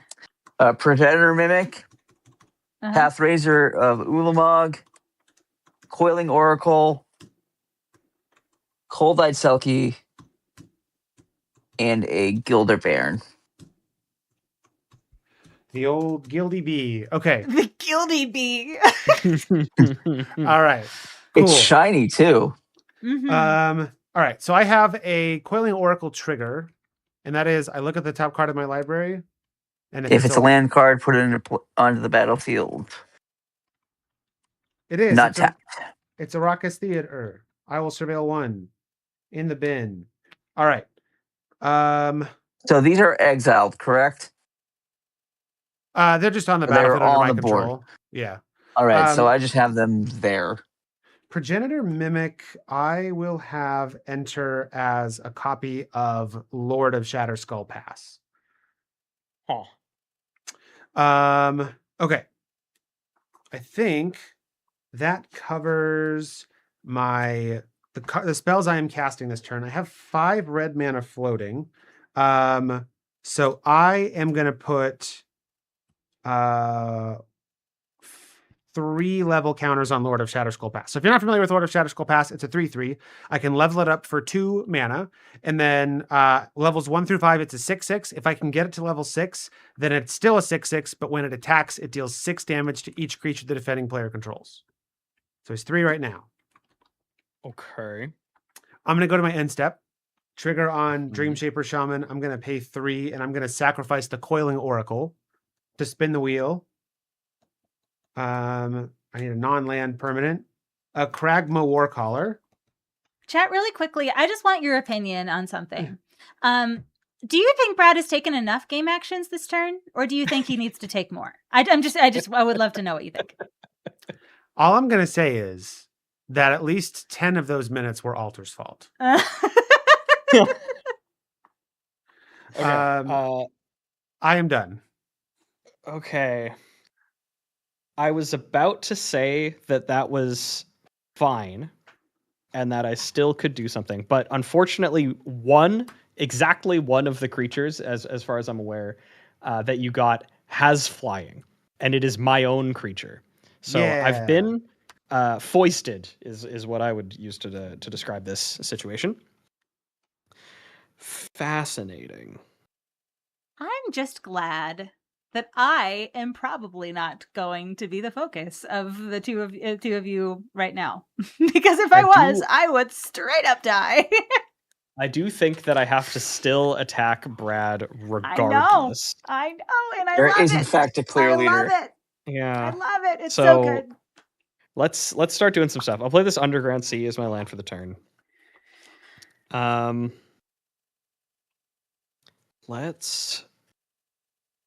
Yeah, why not? I'm gonna pay.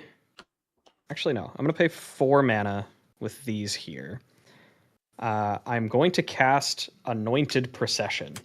If an effect would create 1 or more tokens under my control, it creates twice that many instead. That is going to trigger a Layla and make me 1 fairy because it's on cast. The other cast trigger that I have here, whenever I cast an enchantment spell, I put a number of +1/+1 counters equal to that spell's mana value and up to 1 target creature. Layla is going to get 4 +1/+1 counters. Then 1, 2, 3, 4, 5, 6. Yeah, that works. I'm pretty sure. Why wouldn't it? Actually, I should probably play this instead. Yeah, okay. I'm going to pay 5 mana here, and I'm going to cast a Boon of the Spirit Realm. Oh, I love that card. Whenever it or another enchantment enters the battlefield under my control, I put a blessing counter on it that actually, has 2 cast triggers. Layla will make me a 2nd fairy. Dusty Parlor is going to put 5 +1/+1 counters on Layla. And then this will enter. It'll get a blessing counter, and creatures I control get +1/+1 for each blessing counter on this. Yes. Okay. Very good. Sorry. I make a 2nd fairy because of Anointed Procession. So I make 2 fairies off of the cast of Boon of the Spirit Realm. I will move to the combat step, and I'm going to attack Brad with a Layla.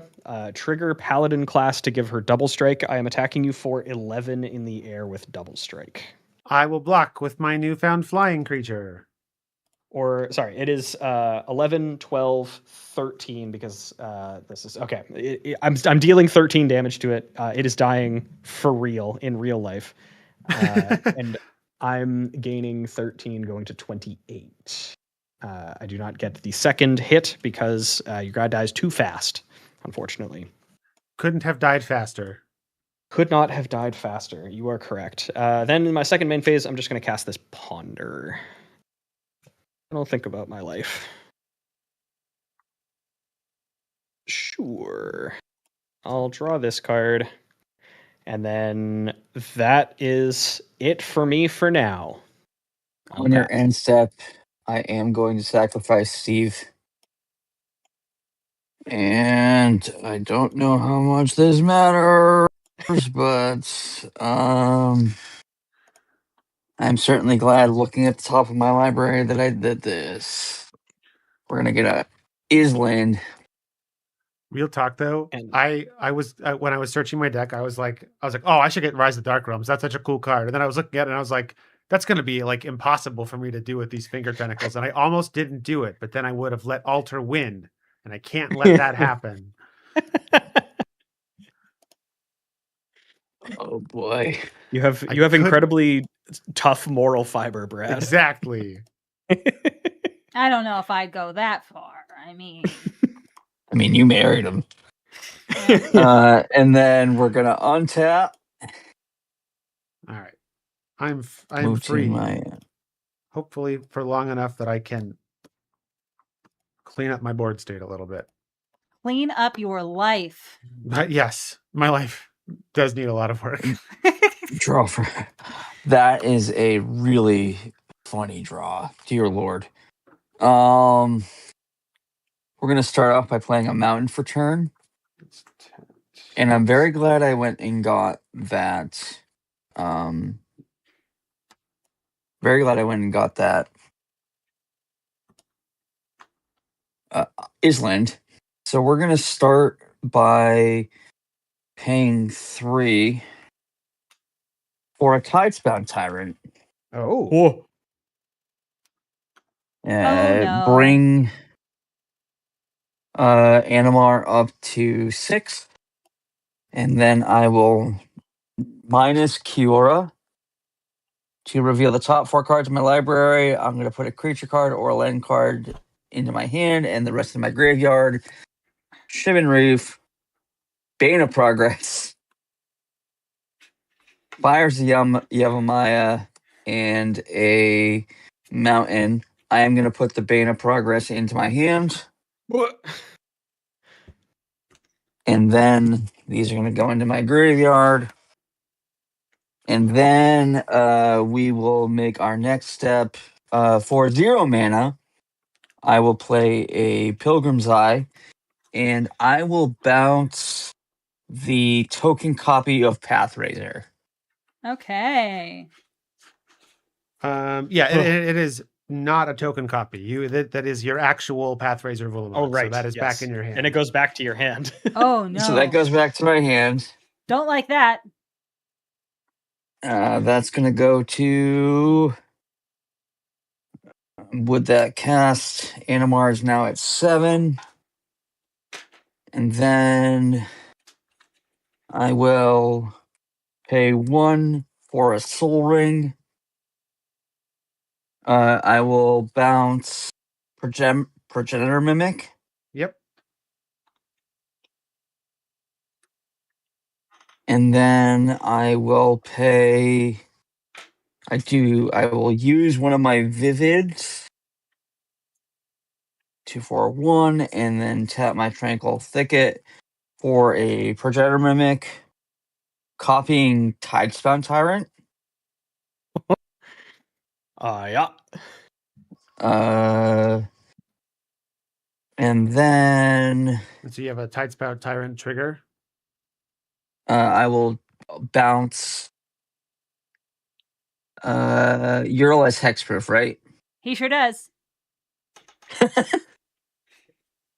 Not that I'm not I noting will. your intentions here, Chris.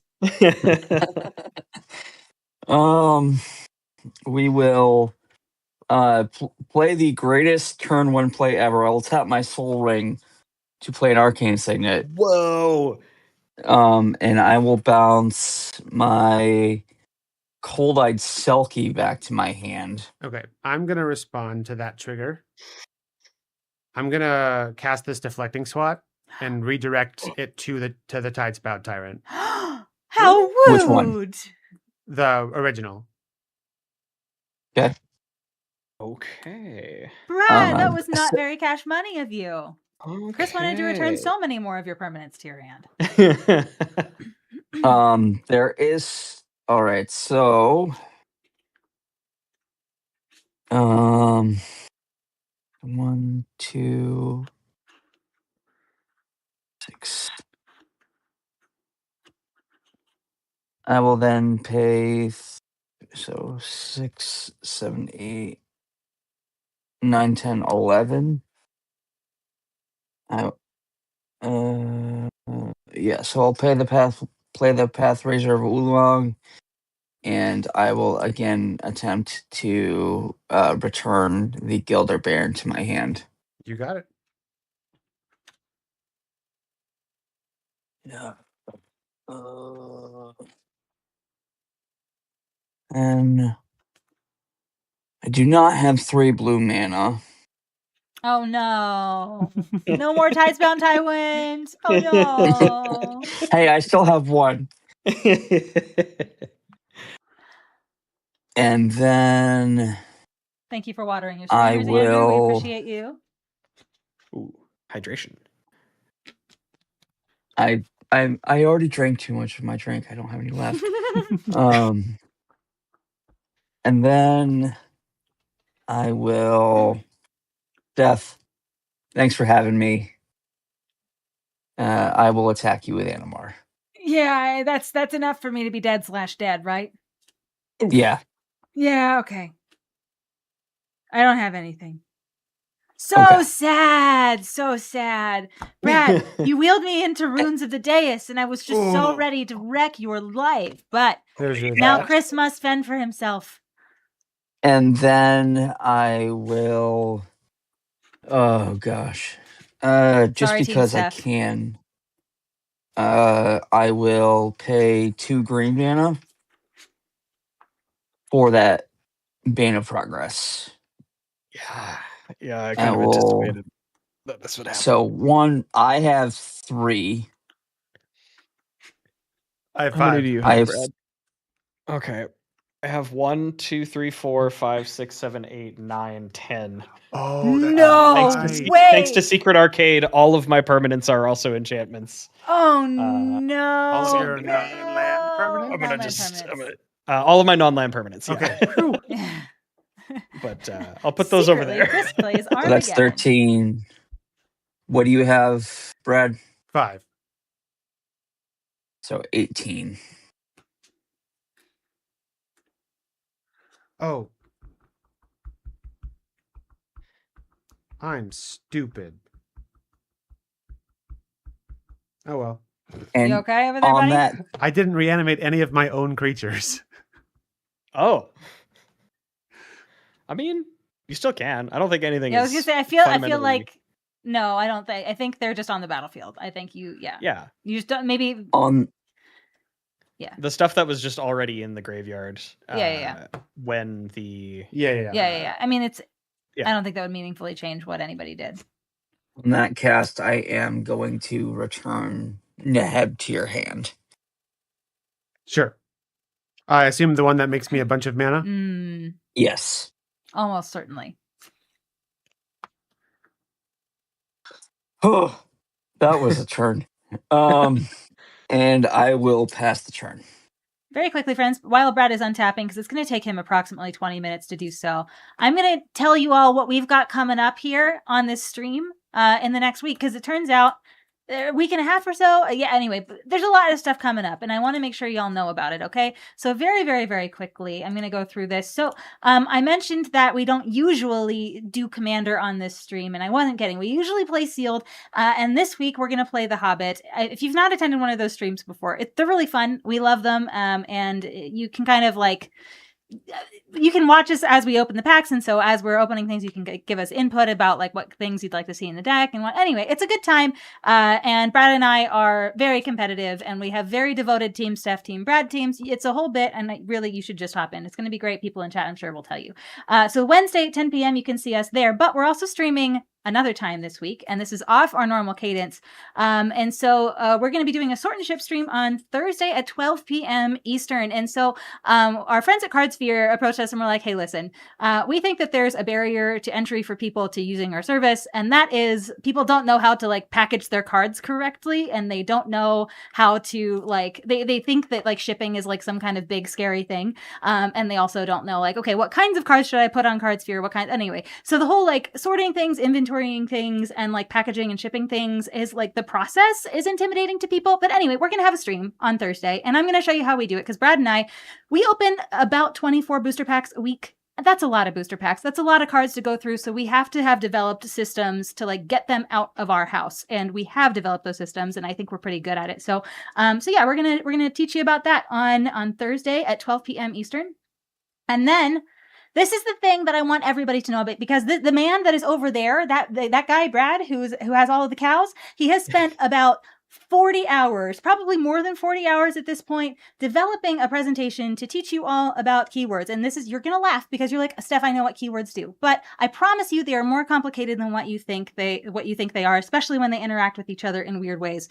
And so we're going to be doing a judge talk and a booster box presentation about that. And so what we love to do in these streams, we love to try to like take the rules training that us Brad and I have a history as judges. I don't know, for some of y'all probably know that, some of you don't, but we get a lot of rules training and a lot of like, I don't know, like we get a lot of training in the judge program, but normal players don't, and like regular Magic players that you see at your FNMs, they don't necessarily get the training that judges get, and they rely on like YouTube videos and hearsay and whatnot. And so we try to bridge that gap as best we can with this series, and we do this once a quarter thanks to our friends again here at Gerudo.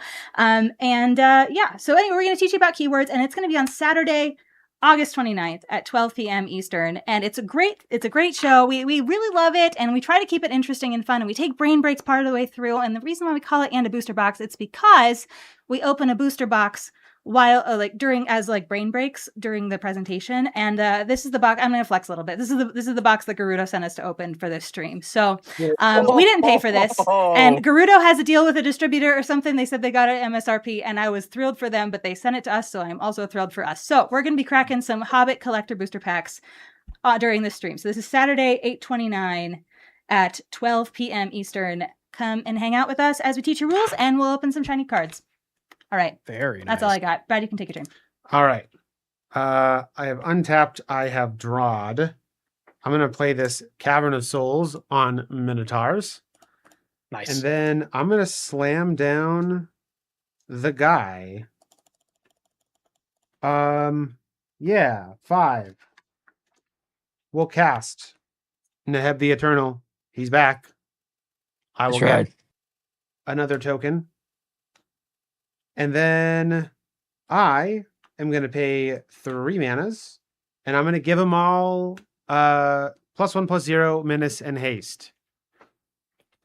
And heck, I'll put another level counter on this guy. Not that it matters. All right, let's go to combat then. So when the Minotaurs attack, they get +2/+0 with the +1 from Sethron, so we're on +3. So Bill, it's not personal. It's just the math is really easy for you because you can't block. I feel like it might be a little 5, just like a teensy bit personal. 15, 20, 25, 30.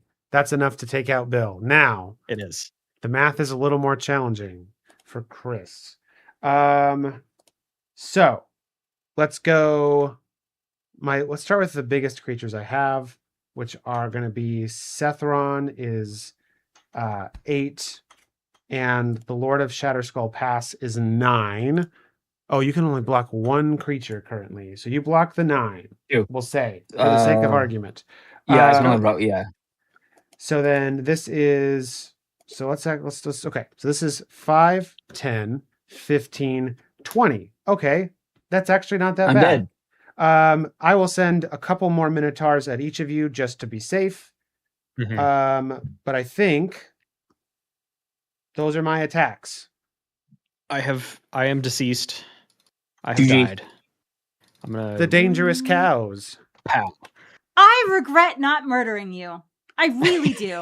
I had your life in my hands many a time, and I showed mercy. And you know what? I have learned my lesson. I have learned my lesson. Not worth it. Well done. Not worth Well it. done, everybody. Okay, I so want we to have GGs. about... highlight one Yeah, thing. sorry, I please, was yes. going to, with all of my permanents being enchantments, I was going to use Adagia to make a copy of Boon of the Spirit Realm, which would have been 2 thanks to Anointed Procession. And Oh, then nice. every permanent I cast after that makes the permanent itself plus 2 fairies that are all enchantments. So it buffs each of the boons by 3. So everything just gives +9/+9. That's That Tide excellent. Spout was a top deck. Oh, it was very good. That was fun. I love that. All right, so friends, we have that was about an hour and 45 minutes or so. So we have about an hour 15 left of our normal stream slot, right? But because it is less than the normal 90-minute slot, I wanted to know if our friends here wanted to try something a little different for our second game, and What's that? is.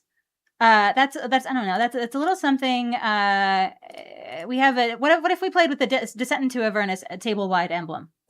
I sent you Descent into Avernus in our group chat here, which basically will mean that at the beginning of so whoever the starting player is at the beginning of their upkeep, everybody. So we're going to just start with a Descent into Avernus on the battlefield that we can't interact with. So whoever the starting player is, it will trigger on their turn. Yeah. What are your thoughts about that? I like that. I was already going to play a bit of a quicker deck, just in case, because I am interested in playing a second game, but I do have work tomorrow. Yeah, of course. Yeah, we wanted to speed things up a little bit. Anime man. Okay. And so how would you feel about that, Chris? Does that sound okay?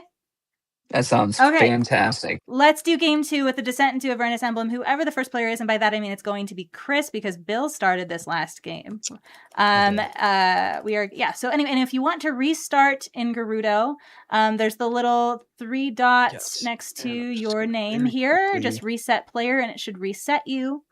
Actually, I don't. And that'll work great. Okay. So we have what was the commander that you had down there? Is that Gilgamesh? Oh, okay, yeah. Okay, great. I'm gonna play Gilgamesh Master at Arms. I'm updating my my thing here. Beautiful. All right, and maybe after we've selected our commander, maybe we can give our little elevator pitch to chat so that they can. Oh, so did you give the people what they want, Brad? I sure did give people what they want. Beautiful. I was very excited to click my name on there. I'm sure you were. All right. But yeah. So, Brad, do you know what you're gonna play? I don't. Chris, do you know what you're gonna play? I do. Yes. All right. Are you ready? Do you want to give your elevator pitch for what you're building, so that way people, or what you're playing, so that way people can. My elevator pitch is, turn things sideways and cheat things in. Yeah, we're just playing a bunch of mono red with a Descent in play. I love that. Yep. I am playing Tunic Steadfast second. Okay, all right. And that's just going to be just like fast and aggressive, and I don't know. What does it do? So if you don't know, other creatures I control have haste. Artifact cards and red creature cards in my hand have warp 2 and a red. So I can play a Blight Seal for 3 mana. Mm-hmm. Okay, amazing. Okay, and sorry, go ahead. One of my goal plays in this deck is to Chandra's Ignition a Blight Seal on turn 4. Sick. Okay. All right. I mean, I'm down for that. So this game, I am playing Astarion the Decadent, and I will go ahead and actually, I'm gonna cover these up here a little bit. But yeah, I am playing Astarion the Decadent, and he this is a so his ability says at the beginning of your end step. Sorry, I'm going to cover up our commanders here. Yeah, at the beginning of your end step, you choose one. You can either make target opponent lose life equal to the life they lost this turn, or you can gain life equal to the amount of life you gained this turn. That mimics 2 cards called Boon Reflection and Wound Reflection in this game. And so I have those in the deck, but this is all about reflecting that ability. So we're going to try to double it, triple, so if when you work with exponents, turns out it's really good. So yeah, we're going to try to suit him up really big so that when he hits, because he has lifelink, when he hits really hard, I gain a ton of life. And so both of those modes are really good. So yeah, that's what we're going to try to do. This is a Voltron deck, and we're going to just try to maximize the Wound Reflection, Boon Reflection thing. And I don't have the Sanguine Bond Exquisite Blood combo. I think that's a little boring. So we're gonna just try to work with exponents and gain a crap ton of life. Brad? This is Garth One Eye with his companion, Zerta the Dawnwaker. My primary objective is to just make like an unholy number of Shivan dragons. Yes, it is a Halo foil altar. The Zerta is the very shiniest we could find. But yeah, so this is primarily a populate deck. Zerta makes the populate activated abilities that populate cheaper, which is cool. So I make a Shivan dragon and then I just populate it a bunch of times. I do have a way to make infinite Shivan dragons. So if you see Emiel the Blessed, get that out of there. But otherwise, it's just Shivan dragons the whole way down. Love it. All right, and then Bill, what do you got? Gilgamesh. Tell us about it. I got Gilgamesh. Steph and Brad have seen this one already. This is a relatively straightforward mono red equipment deck. The thing that is kind of crazy about Gilgamesh is that his effect does say I can look at the top 6 cards of my library when he enters or attacks, and I can put any number of equipments from among them into play, and then attach one of them for free. So sometimes I just get to put 5 equipments into play just for attacking. The cost is doing the thing that I already want to do, which is a great price, and I would love to pay it as many times as possible. And I'm just going to put them over there for now. 1, 2. Beautiful. I love that. All right, so Brad, you have heard the elevator pitches for our decks, and perhaps Brad, when you have a moment, if you all wouldn't mind participating in some more jambling. That's with the soft G. We don't do the hard G here. Well, just some jambling. Yeah, put some points on who you think is going to win based on those elevator pitches. And I already have my treasure token made. Oh, good call. We're gonna be descending so fast. I have this exclusive Steel City MTG treasure token. Oh shoot! I need to go upstairs and get some of those. Do you want? I have 2 over here. Do you want? Oh one? Yeah, I do. Give me one. Okay, There we go. Look at that. I have this treasure token that was designed by my daughter. These are for sale on my website, and whenever you buy one of these, she gets $1. So that's so nice. That's awesome. That's great. I love that. We also have cat tokens designed by Maximum Carnage's daughter, and we also have squirrel tokens designed by my daughter. That's and there's more to come. I love that. That's so Those fun. are so beautiful. cute. Love it. All right, friends. So Chris, feel free to get a start. Everybody, feel free to get a starting hand. I have one that I don't mind here, and I'm happy to play with it. It is. I'm happy with mine. Remarkable what starting with Descent into Avernus does to your opening hand evaluation. Right, exactly. All right. So we do. Yes, Chris, it is your turn.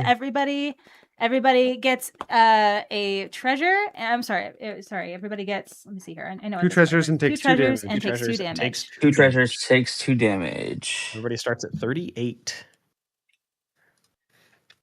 All right. Where's my spike? I will draw for turn, and then I will play my land for turn, and then we will sacrifice the 2 treasures and play a Rupee Medallion. Oh. And then we will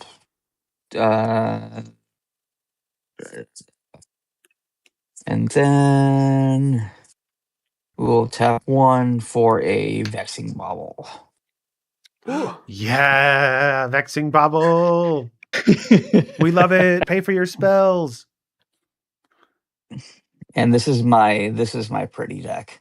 That's a nice one. That's so nice. Very nice. I like the Lord of the Ring map lands. Those are really cool. I agree. They are my favorites.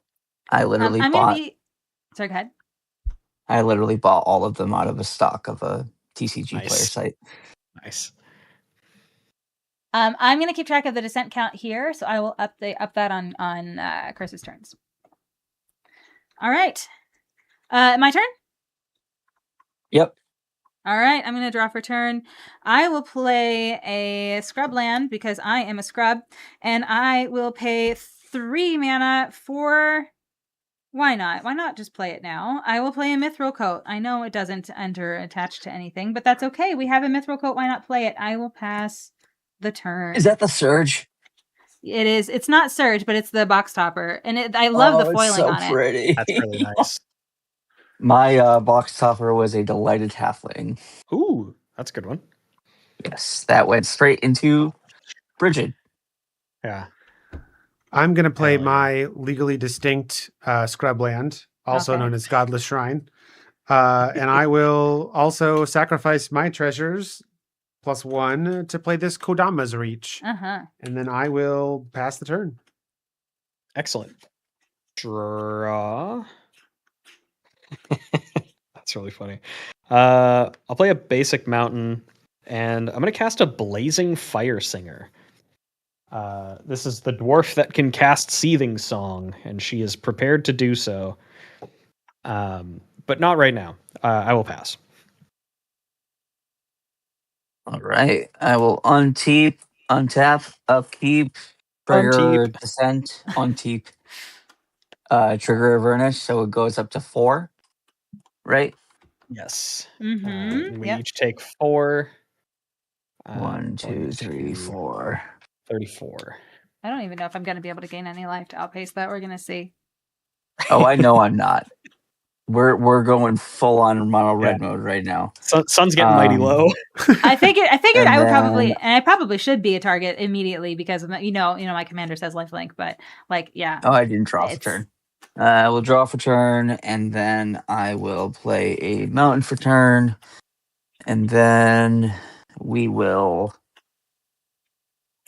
go down to 1 for Tanook, and then we will. I mean, you did say that you can be a target. I should be because you know my commander. You know my game plan. My game plan is what makes a descent into Avernus a little bit less good against me. So you absolutely come at me. And then I am going to pay my. I'm going to pay 2, and I'm going to warp in a Dragon Tyrant. Flying Trample, Double Strike Haste, and I will Urge. attack you. I will sacrifice the treasure to give it +1/+0, and you have a 7/7 double strike coming at you, Steph. Yeah, I'm gonna take 14 and I deserve it. Oh boy. Okay. 20. Yeah. And that Damn. is not your commander, right? Nope. My commander Beautiful. stands there and tells people where to go. That's fine. I you know what? I love that job description. I think that's a great job description. Big fan of couples with a job. And then I will move to end step, trigger, and put Dragon Tyrant into the warp zone. Okay. I think I will untap, and I'm gonna draw. I'm gonna play a plains. I'm flexing on my basics too. These are the Lord of the Rings. Or no, I'm sorry. These are the D&D lands from the Secret Lair. Ooh, very Because I had nice. Astarians in my Very command zone. I had to do anyway. I had to do it. I'm Yeah. gonna pay 6, and we're gonna cast the big guy. There he is. 4/4 Death Touch Lifelink. No haste though, but I do have a blocker. Look at me go. I will pass the turn. All right. We'll untap, we'll draw.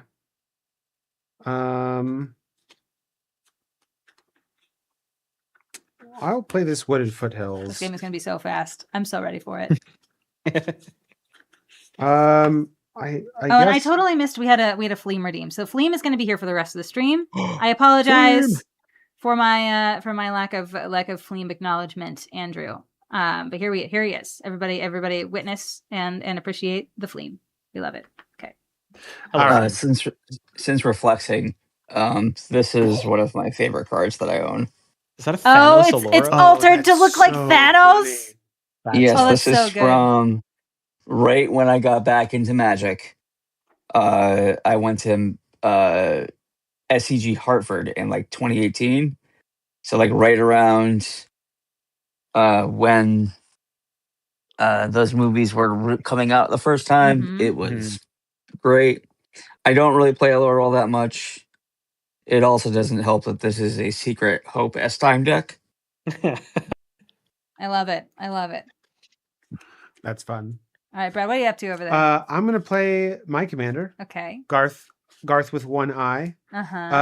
I am going to. I'm gonna shortcut some things because I got this wooded foothills. Uh-huh. I'm gonna take a damage to do that. So I'm gonna go find a forest or a mountain card. I'm gonna put it on a battlefield tap, but I'm gonna use my last treasure here to play Sylvan Tutor to put a card on top of my library. It's So after you search for the land. yeah, after I search for the land, and it's gonna be the only card in the deck that I can think of that gains me life, and that is Kenrith, Returned King. Kenny. So we'll see if maybe that can help me stabilize a little bit, but I am done outside of that. Uh-huh. Kenny and the Jets. Kenny Let's and the Jets. draw a card. Whoa, that was a good one. Okay. How much mana do I have access to? I have 5, and then gain another 2 there to 7, and then another 2 to 9, I believe. It's like so close to being incredible. But you know what? Actually, no, I have exactly enough, right? Because I have 1, 2. I could use 1 here, cast Seething Song, go to 5, still have 3 treasures, and that's 8, 10. Yeah, cool. Let's cast Seething Song with Blazing Fire Singer. I will have 5 red mana floating. I'm going to use 3 of that mana to cast a regular Seething Song from my hand. Sick. I will go up to 7 mana. Yeah, I counted, right? Right? Did I? Started with these.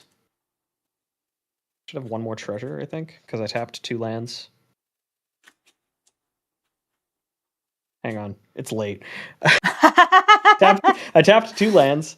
I used 1 of my 3 treasures, or 1 of my 4 treasures, to cast that. So I should have 3 treasures. Yeah, I was gonna say Quinn says you should still have 2 more treasures. You should have 2 more treasures. Yes. Yeah. So I think. Okay. So yeah, I have. There you go. Okay, that works out perfectly because I'm going to use 4 of these, going down to 3 mana floating, to cast a Hammer of Nizan. And whenever it or another person enters the battlefield, oh wait, no, I have to do this in the other order. Whee! One of these days, I will do this turn correctly. We're gonna pay 6. We're gonna cast Gilgamesh Master at Arms. Okay. I'm going to look at the top 6 cards of my library, and I can put any number of equipment from among them onto the battlefield, and attach one of them to a samurai I control.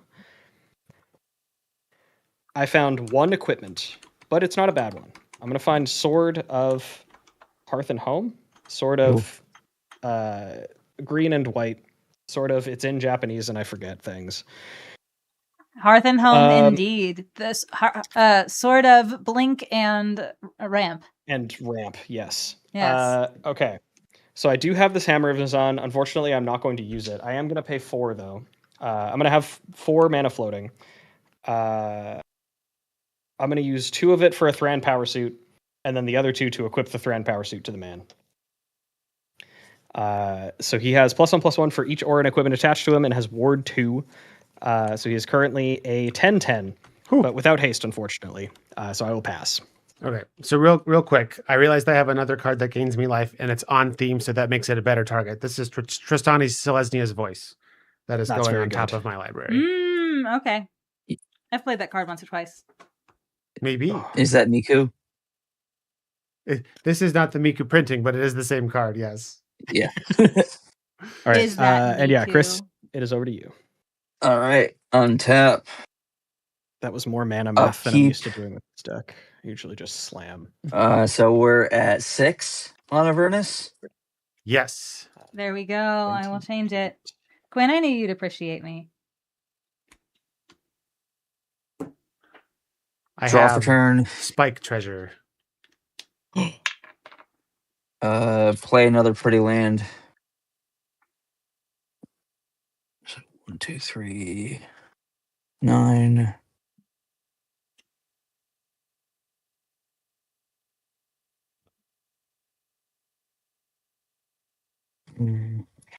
We're gonna start off with gonna pay 2 for an Imperial Recruiter. Okay. We're recruiting something. Oh, we're recruiting, all right. Oh, loud, we recruiting. At least we know it's not the Blightsteel Colossus. Do we though? Do we know that? Are we sure? I'm hopeful that there isn't some weird rules way to engineer it so that Blightsteel Colossus has low enough toughness. If there was a weird way to engineer it, I feel like you would know about it. This is true. You are the weird rules man. I'm gonna reveal a professional face breaker. Oh no, my face. It's broken. It's broken. Oh no, And then our table. It's broken. I'm going to pay 2 for a professional face breaker. Uh-huh. My face is going to get broken professionally, and I like it. At least it's not an amateur face Yes. breaker. I know. I much prefer the professionals. And I feel like they then respect the craft a little bit more. I will crack a treasure using face breaker's ability and exile Gimli's Reckless Might. Yes. And then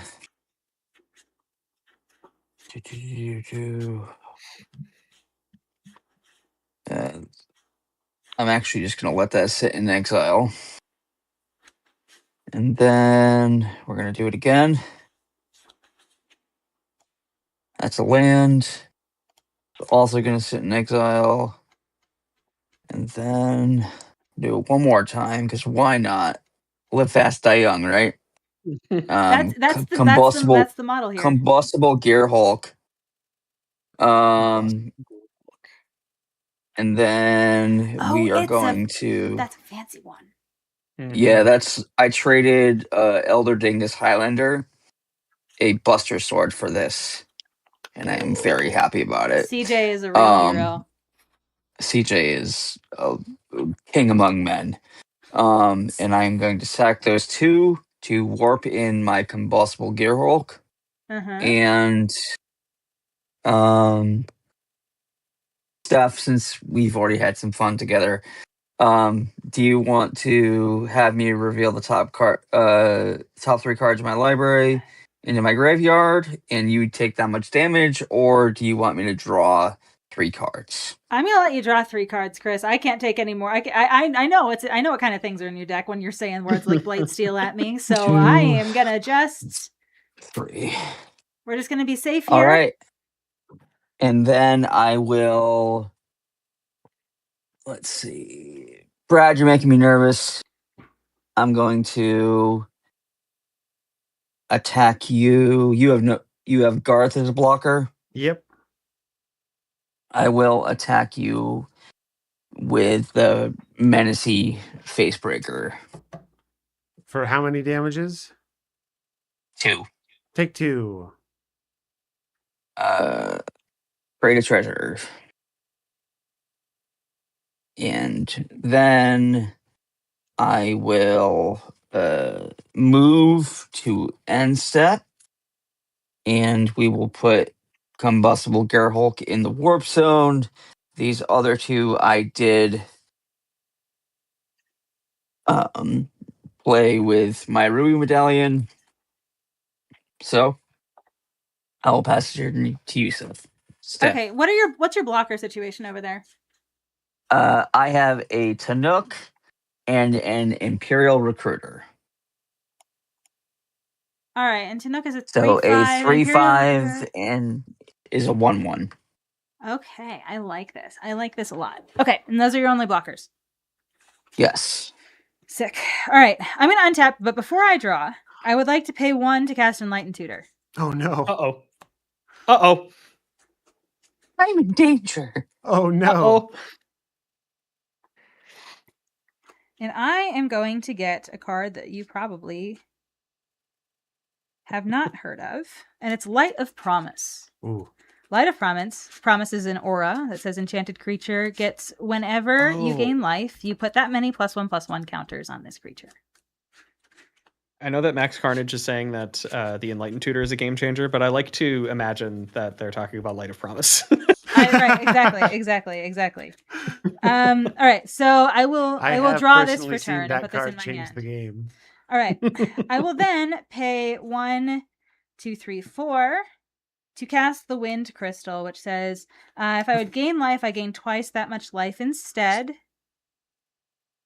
And then I can play a land, so I will do that. I will play I tried. a Vault of Champions. And then I will pay 1, 2 to cast Light of Promise. We would like to enchant Astarion with this. So I would like to attack you, Chris, with this 4/4 with Death Touch and Lifelink. If you want to kill it, you got to get Any rid of both of your other- creatures, and I feel like that seems. Well, no, you don't. I guess you don't. Yeah, you do. Yeah, you do. Nothing else that you can see. I have 2 mana available with my treasures here. I have 3 cards in hand.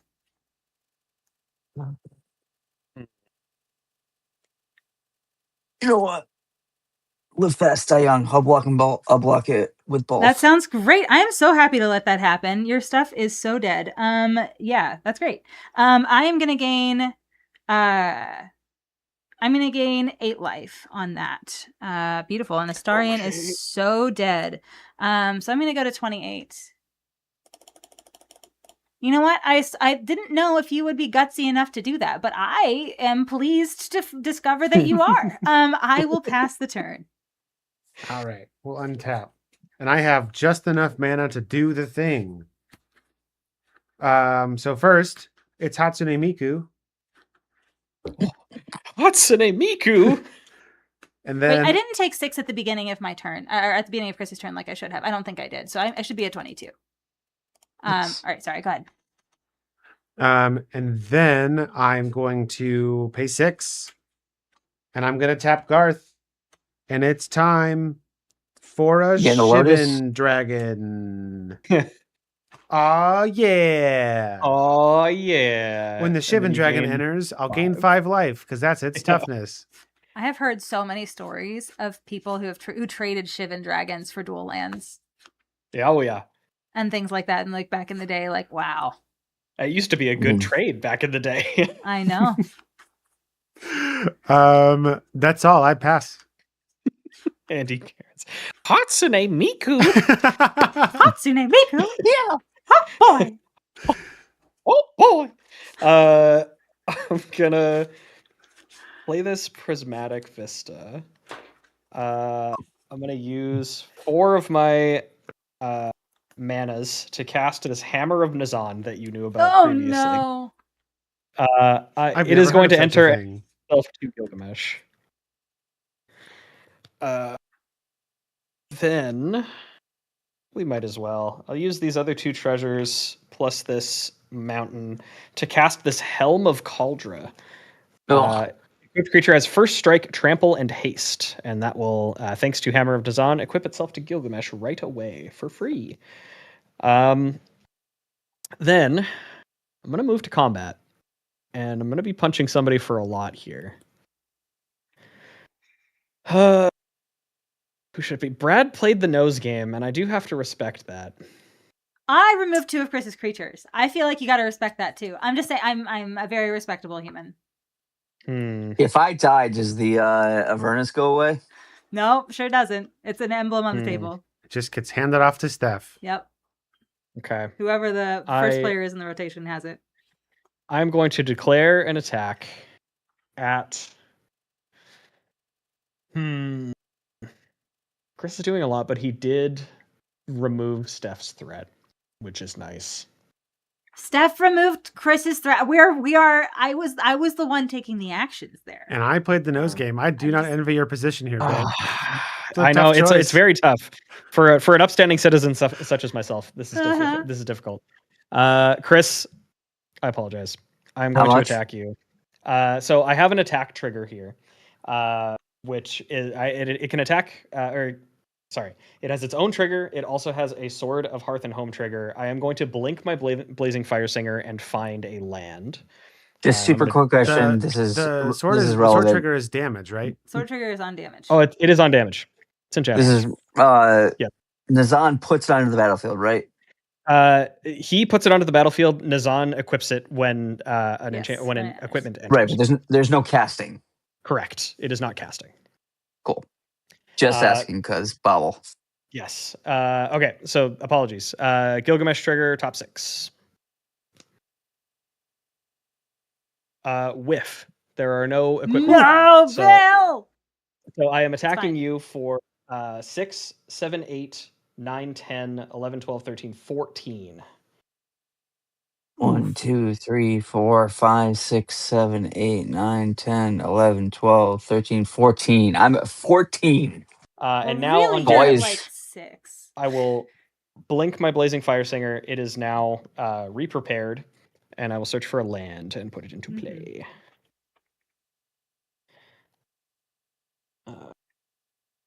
And I believe they're both untapped. I believe so, yes. I should know what my cards do. But, it is what it is. You know what, actually? I'm also going to crack this Prismatic Vista because I'm going to do a funny thing. I'm excited. I'll find another thing.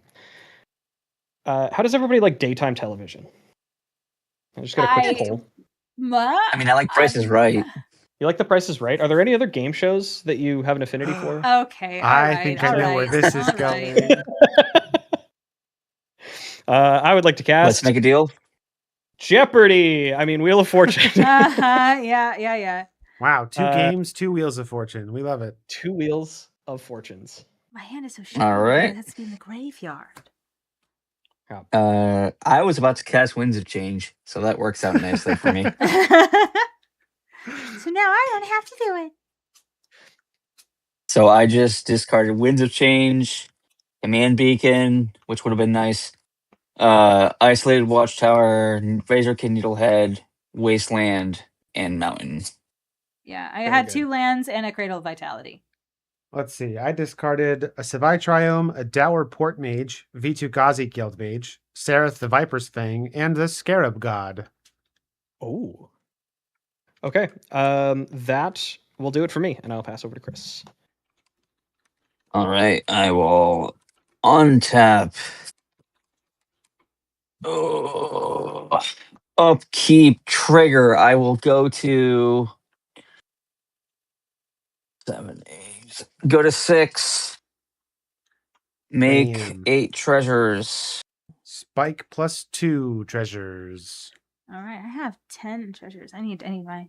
Brad and I were well equipped with our spike dice today. I just want to, we did a good job. We respected the theme of the night.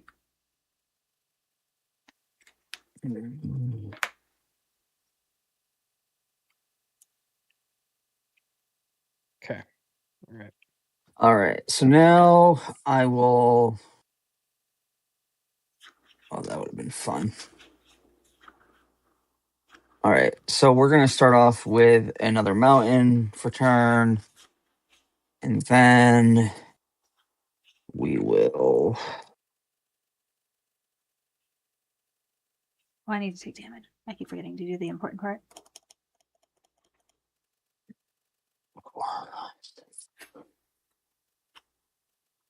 We will pay 6 for Tanook.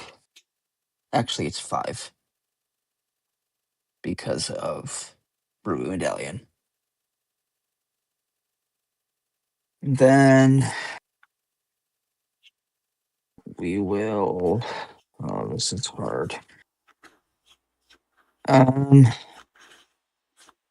love that Chris is in a position of he must win or gain life. Yeah. Or he Which is dies at the not beginning of his happening. next turn. I'm going to sacrifice Vexing Ball with a draw card. That doesn't do anything. And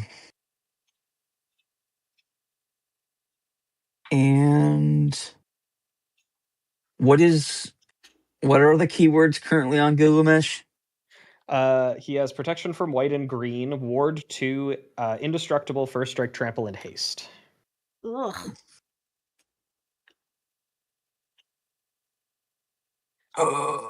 And he's currently tapped.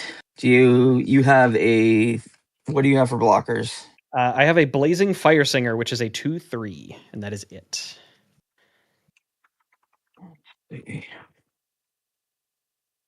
Oh. All right, so we're gonna go for it. If I We must are be stricken down, I understand. we are Bill. You're gonna get hit with a professional face breaker for 2. Yes. Making a treasure or second main phase.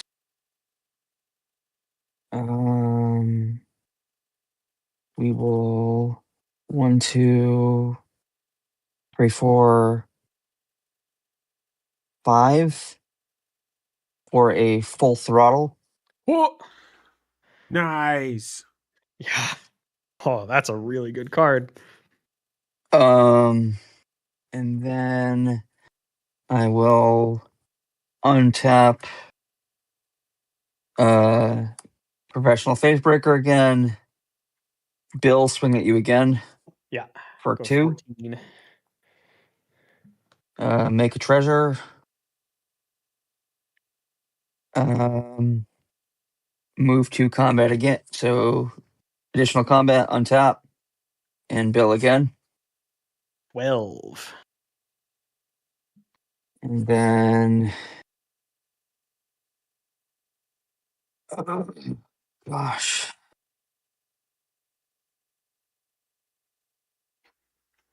I really wish I had had this in my hand in the first place, but we're gonna see what I can do here. So actually, you know what? I don't have any more main phases, right? It goes straight to end step. That's correct. You cast that in your second main, right? Yeah. Yeah, I'm pretty sure it gives you combats, but it doesn't give you main. If you wanted to cast it in your main phase 1 instead, then No, I think it's fine. the same. Okay. It's fine. We will pass the turn. All right. I must take my turn with Puppet. We love this. All right. I'm going to put my cards in front of me. And I will draw. Okay.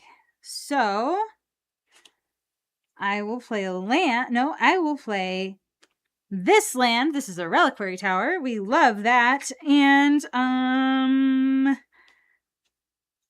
I will pay. I need a creature, and the creature needs to have lifelink. So that means I need to recast my commander. I will do that. So I will pay 4, 5, 6, 7, 8 for Astarion. We love that. All right, Astarion is back. I will then pay 3 to equip Mithril Coat to him. He now has Indestructible. Ooh. And then I will pay 1 to cast Shadow Spear, and I will pay 2 to equip the Shadow Spear to Astarion. We love that. So he is now a 5/5 with Indestructible, Lifelink, Hexproof, Trample. Yeah, he's a 5/5. He's a good blocker. He has Death Touch. I will pass the turn. I do feel as though you've committed a cardinal sin here by giving Astarion a shirt to wear. Yes. What is wrong with you? How dare you? So, the Mithril Coat does not necessarily take the form of this, right? I choose to believe it's something like akin to a chainmail bikini. You know what I mean? Like the things that they give girls in all the games. Okay. I feel like he would rock one of those, and so that's what It's like I one of choose those to believe fishnet this shirts. is. Yes, exactly. So he's doing it right. He's doing it right. Don't you worry. Oh boy. Incredible. All right. I'm gonna pay 2. I'm just dead to Shivan Dragon. That's awesome. Steph with the second nudist commander of the night. Andy, it's a theme. It's a theme that I've committed to, and I'm glad you've understood the theme of the evening. You just wait until the finale of the show. It's going to be great. I'll play Agatha of the Vile Cauldron. So the activated abilities of creatures I control cost X less to activate, where X is her power. Which is Her cauldron is so 2. vile. Which means I can pay 2 mana and tap Tristani to populate my Shivan Dragon, beep, and gain 5 more life. We're doing it. Are there other spells I want to cast? Probably. Let's just play this because I think it's cool. That's 5 mana. I have 8 here, so we'll go down to 3. We'll play Chulane, the Teller of Tales. That's a very good card. And I will gain 4. And then, why not? 2 treasures, so I'll have 1 left. We'll play the Arcane Signet. Okay. And I will go to combat. And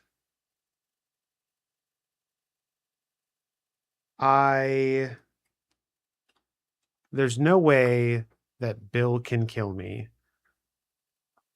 But I think if I let Steph gain life, although, if I let Steph gain life, then I think I might die afterward. Although I can gain life. No, it's fine. It's fine. Nah, I Bill. think that means he's going to attack us. Being attacked for 5? I'm gonna pump it. I don't need to pump. I'm gonna pump it. You gotta pump the Shivan Dragon. It's gonna be 6 in the air. All right, well, I can't do anything about that. So. All right, goodbye, horsey. Oh, goodbye, horsey. That's all. I pass. Okay. I'll untap. I'm going to put him over here. This stack of equipments is his pile of goodies and trinkets. I will draw. There's a trinkets. Look at my trinkets. Look at all my trinkets. Okay. I'm going to play this Fabled Passage. I'm going to crack it. Find myself a mountain. Get it out of the deck. I'm going to attempt to do something this turn. Uh-oh. Is that acceptable? Is that... I don't think I like it very much, but I don't think I can stop you. Okay, well, that's good for me. Let's start off here by paying 4 mana. I'm going to cast this Sword of Cauldra. This gives equipped creature +5/+5, and whenever it deals damage to a creature, remove that creature from the game. It has Exile Touch. I have nearly assembled Exodia. I was going to say, here comes the Shield of Cauldra. Almost. Although, actually, you know what? I might be able to. We'll see here. Are those the FNM promos? They are. Unfortunately, they are proxies. Uh-huh. So they are currently nothing. Mm-hmm. But if I did have the FNM promos, if I did have real ones, they would be the FNM promos. Understood. Let's go down to 5 treasures. I am going to cast Seething Song, thanks to my Blazing Fire Singer. So I'll have 5 red mana floating. I'm going to use 2 of it to cast this Felwar Stone. And then, Chris, I really like the cards that you cast. And I like the effects that they have. And thus I am going to cast Full Throttle. 3 combats. Remember that time I that think I said we all there's die no way here. Bill can kill me? I agreed with you at the time as well, if you recall. I'm going to move to combat. Yeah, your first one. Yes, my first combat of 3. I am going to start. Unfortunately, I am going to start by attacking Chris again. But Oh, really? I hope you know that this is just so that I can build up power, like the Large Hadron Collider, so that I can just nuke Brad from orbit. All Which right. means I'm next. So So can I Yes. block? It's all right. You can block. He does have trample. Oh, so I'm just dead. Yes, I'm I hoping. am going to Spin the wheel. just to see what happens here. Yes. I'm gonna sacrifice a treasure and exile the top card of my library. That's a mountain. We'll do it again. That's another mountain. They're really pretty. They are really pretty. Another one. That is a pinnacle monk. That would have been cool. Another full throttle. And then why not? We'll do it once more. So I'm about to die. Is there anything I can get here? Oh, that. Shatter Skull Smashing. That's a tongue twister. Shatter Skull Smashing. And I will die to Exodia. Okay, so I do have an incomplete attack Exodia. trigger. All right. So I will do that first, and we will see what I get in my quest to destroy Brad. We get a Chariot of Victory and nothing else. That helps very slightly.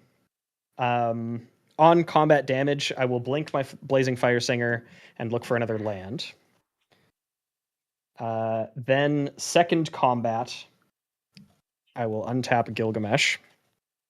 And Steph, you did call it.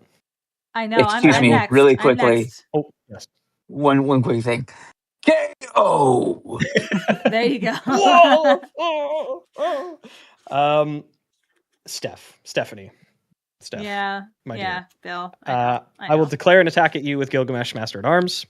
And you have protection from white, so I can't even block you to gain life. I do have protection from white. Yeah, that's a big sad. Okay, here we go. I probably die on the first hit, though. We've got Oathkeeper Takino's Daisho, which is obviously everybody knows what that does. We have a Blackblade Reforged, as well as an Excalibur Sword of Eden. Whew. So just from this, he has gained 1, 2, 3, 4, 5, 6, 16, 19 power. Yeah. Oathkeeper gives +3/+1 whenever equipped creature is put into your graveyard from play. Return that card to play under your control if it's a samurai. Okay. All right. I see you. Oathkeeper. Okay. Takino's Love Daisho. it. I am like extra, super, mega, completely over the top, fully dead. Andy Cairns, I understand your judge call. However, he is the master at arms, and that is the master of owning many arms. Of having many arms so with which to wield swords. Yeah. Mm-hmm. He's got plenty. I think that is a very convincing argument. Yeah, exactly. I will trigger on damage this sword and put a thing into play. I guess I'll blink my Fire Singer once again. Bradley. Yes. I believe it is your turn. That doesn't. It is your turn to face. Alter says master at arms, not hands. Alter, that is a terrifying thing that you are proposing. Just arms. No hands. Or maybe he has Carnage hands and I on all are of the arms, but watching they're just really bad. Jujutsu Kaisen, and all I can think of is Toto right now.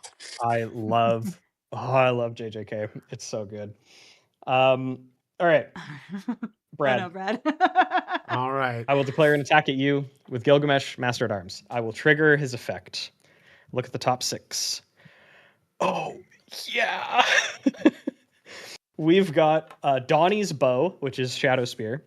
We've got the Ether Spark. Whoa. And we've also got Colossus Hammer. I'm Colossus gonna do a Hammer? very quick. But wait, you can't have flying now. He cannot have flying. You're very true. I'm gonna do a very quick appraisal here of what his power and toughness is, just for chats, for the purposes of chat. So that's 10, 20, 1, 1, 2, 3, 4, 5, 6, 7, 28, 31, 36, 38, 40. Then he also gets +1/+1 for each thing equipped to him. So that is 1, 2, 3, 4, 5, 6, 7, 8, 9, 10, 11, 12.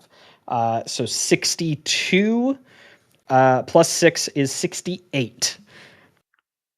All right, Brad. I would like to attack you for 68 with trample and lifelink and no flying. And he has vigilance because of Excalibur. And the only creature that you can block with is Shivan Dragon because of the protections. Yeah, so I'll block with Shivan Dragon, and then I can use Swords to Plowshares to gain 5 more life. I don't think that gets you there, buddy. That. You have done it. You have done it. All right, congratulations. 3 combats. And you know what? According to this, we only had 4 turns. That was a lot of magic for 4 turns. We did a great job. That was a lot of magic. Good job, everybody. All right, friends, thank you so awesome. much for hanging out with us tonight. I thought that was awesome, too. I had a ton of fun. Bill and Chris, would you please remind chat who you are and where people can find you on the internet? Bill, would you like to go first? Absolutely. I am Bill from the Spike Feeders. You can find me online at the Spike Feeders. You can find me on Blue Sky at BillTSF. We mostly do Commander content. We do casual Commander for just whatever we're feeling like. We also do CEDH, which is kind of our bread and butter. We also do new set content and what we call the... we have a gauntlet series that we do for every new set where Aaron brews 7 decks and we pit them against each other in a tournament style to see who is in fact the best bear. It is Bjorn. That's not a spoiler. I don't think he made it to the finals, but yeah, if you're interested, if any of that interests you, please feel free to check us out. We are very fun, in my opinion. They are very fun. They are very fun. All right, Chris, who are you? Friends, I go by Harmless on the internet because Chris is like the most boring name ever.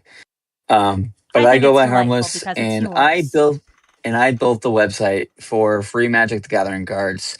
I'm also planning a stupid road trip where I'm going to give away a crap ton of Magic cards. I'm driving to Magic Con Atlanta in November. But if you want free Magic cards, go to harmlessoffering.com. And if you want to see my wife dress me up silly like Magic cards, you can check out on all my platforms at Harmless Offer. But Magic should be more accessible, and I don't think you should need a proxy just to do that. So I send you cards. And shout out to Maximum Carnage. He also goes by Father Nerds on the internet. He is my brother, and he helps me do all these things. Steph, it is, as always, Steph and Brad, it is absolute pleasure to play with you guys. Thank you so much for having me. Likewise, y'all are both so fun, and we're so glad that you were able to come hang out with us tonight. So thank you for your time and for humbling me twice this evening. Brad was only humbled once, but I feel like that was enough. I feel like that last one, I think that really put him in his place. So I think that's good. Y'all, I have been Steph, and that has been Brad, and this has been Steel City MTG. Typically on this channel, we play limited, and we have a lot of fun stuff coming up. So I'm going to take just a very brief second and remind you all, because I don't want you to forget, because it's some really fun stuff. All right, so Wednesday of this week we're streaming again, but we're going to be streaming 1v1 sealed like we usually do. We're going to be cracking some packs, building some decks, and playing a best of 3 match against each other on stream. And we're going to be doing that with the Hobbit. This is probably going to be our last stream with the Hobbit for a little while, so be on the lookout for that. That'll be Wednesday at 10 p.m. Eastern. On Thursday at noon, this is a stream that is like different from what we usually do. This will be Thursday at 12 p.m. Eastern. That'll be 9 a.m. Pacific. So if you're looking for something to do while you should be working, come hang out with me, and I'm going to teach you how to sort and inventory and package your cards. And the people at CardSphere are helping us out with this stream. They agreed with us that that's like a barrier for a lot of people for getting into like actually sending cards to people in the mail. People are like, oh, I don't know. What if I package it wrong and it gets damaged, or like, how do I do this? So we're going to teach you all the things that we do. We have a lot of experience with that. So come and check that out. I think it's going to be a great time. And it's going to be just like a really chatty stream too. Like I'm going to be talking a lot, and it'll be very back and forth. Or at least if I'm the only one there, I'll be talking a lot at you, and you'll get to watch a big dumb idiot talk to herself the whole time. Great. And then on the 29th, Saturday, 8/29 at 12 p.m. Eastern. This is a Saturday afternoon, and we're going to teach. So Brad and I were both judges in a previous life, right? And so we know a lot about rules. Brad loves talking about the rules that he knows, and so this is the presentation that we do to feature that. And Gerudo is sponsoring that, and we're very grateful for them. It's called Judge Talk in a Booster Box, and we teach you all. We try to bridge the gap of the rules knowledge gap between judges and players, and yeah. So that's what we're going to be doing on Saturday. And keywords sound simple, but I promise you there's some weird stuff that happens. Trample is a very complicated keyword and creates a lot of complicated interactions. We're going to be talking about all kinds of stuff. And yes, of course, you will learn what banding does, and that'll be a part of the presentation. It's not the whole thing, but yeah, you'll learn what banding does. So that's the feature. And it's called Judge Talk in a Booster Box because we are opening a booster box, and Gerudo sent us this to open on the stream. So you are not going to want to miss that. So please come and hang out with us. We get lonely really easily. All right, that is all that I have for you all this evening. I'm going to see if we can find somebody to raid. But is there anything else you wanted to say? I don't know. Is there? Yeah, we're going to Command Fest. You want to talk about that? Yeah. So coming up this following weekend, as in 5 or 6 days from now, Steph and I and Bill are going to be at Command Fest in Toronto, put on by Face to Face Games. It's going to be super duper fun. If you are in the area, even if you're like in the northeast of the United States and you can drive just across the border to Canada in Toronto, it's going to be a super fun time. You get to come see us. We're going to be playing Commander games all weekend, and there's a lot of other fun events going on.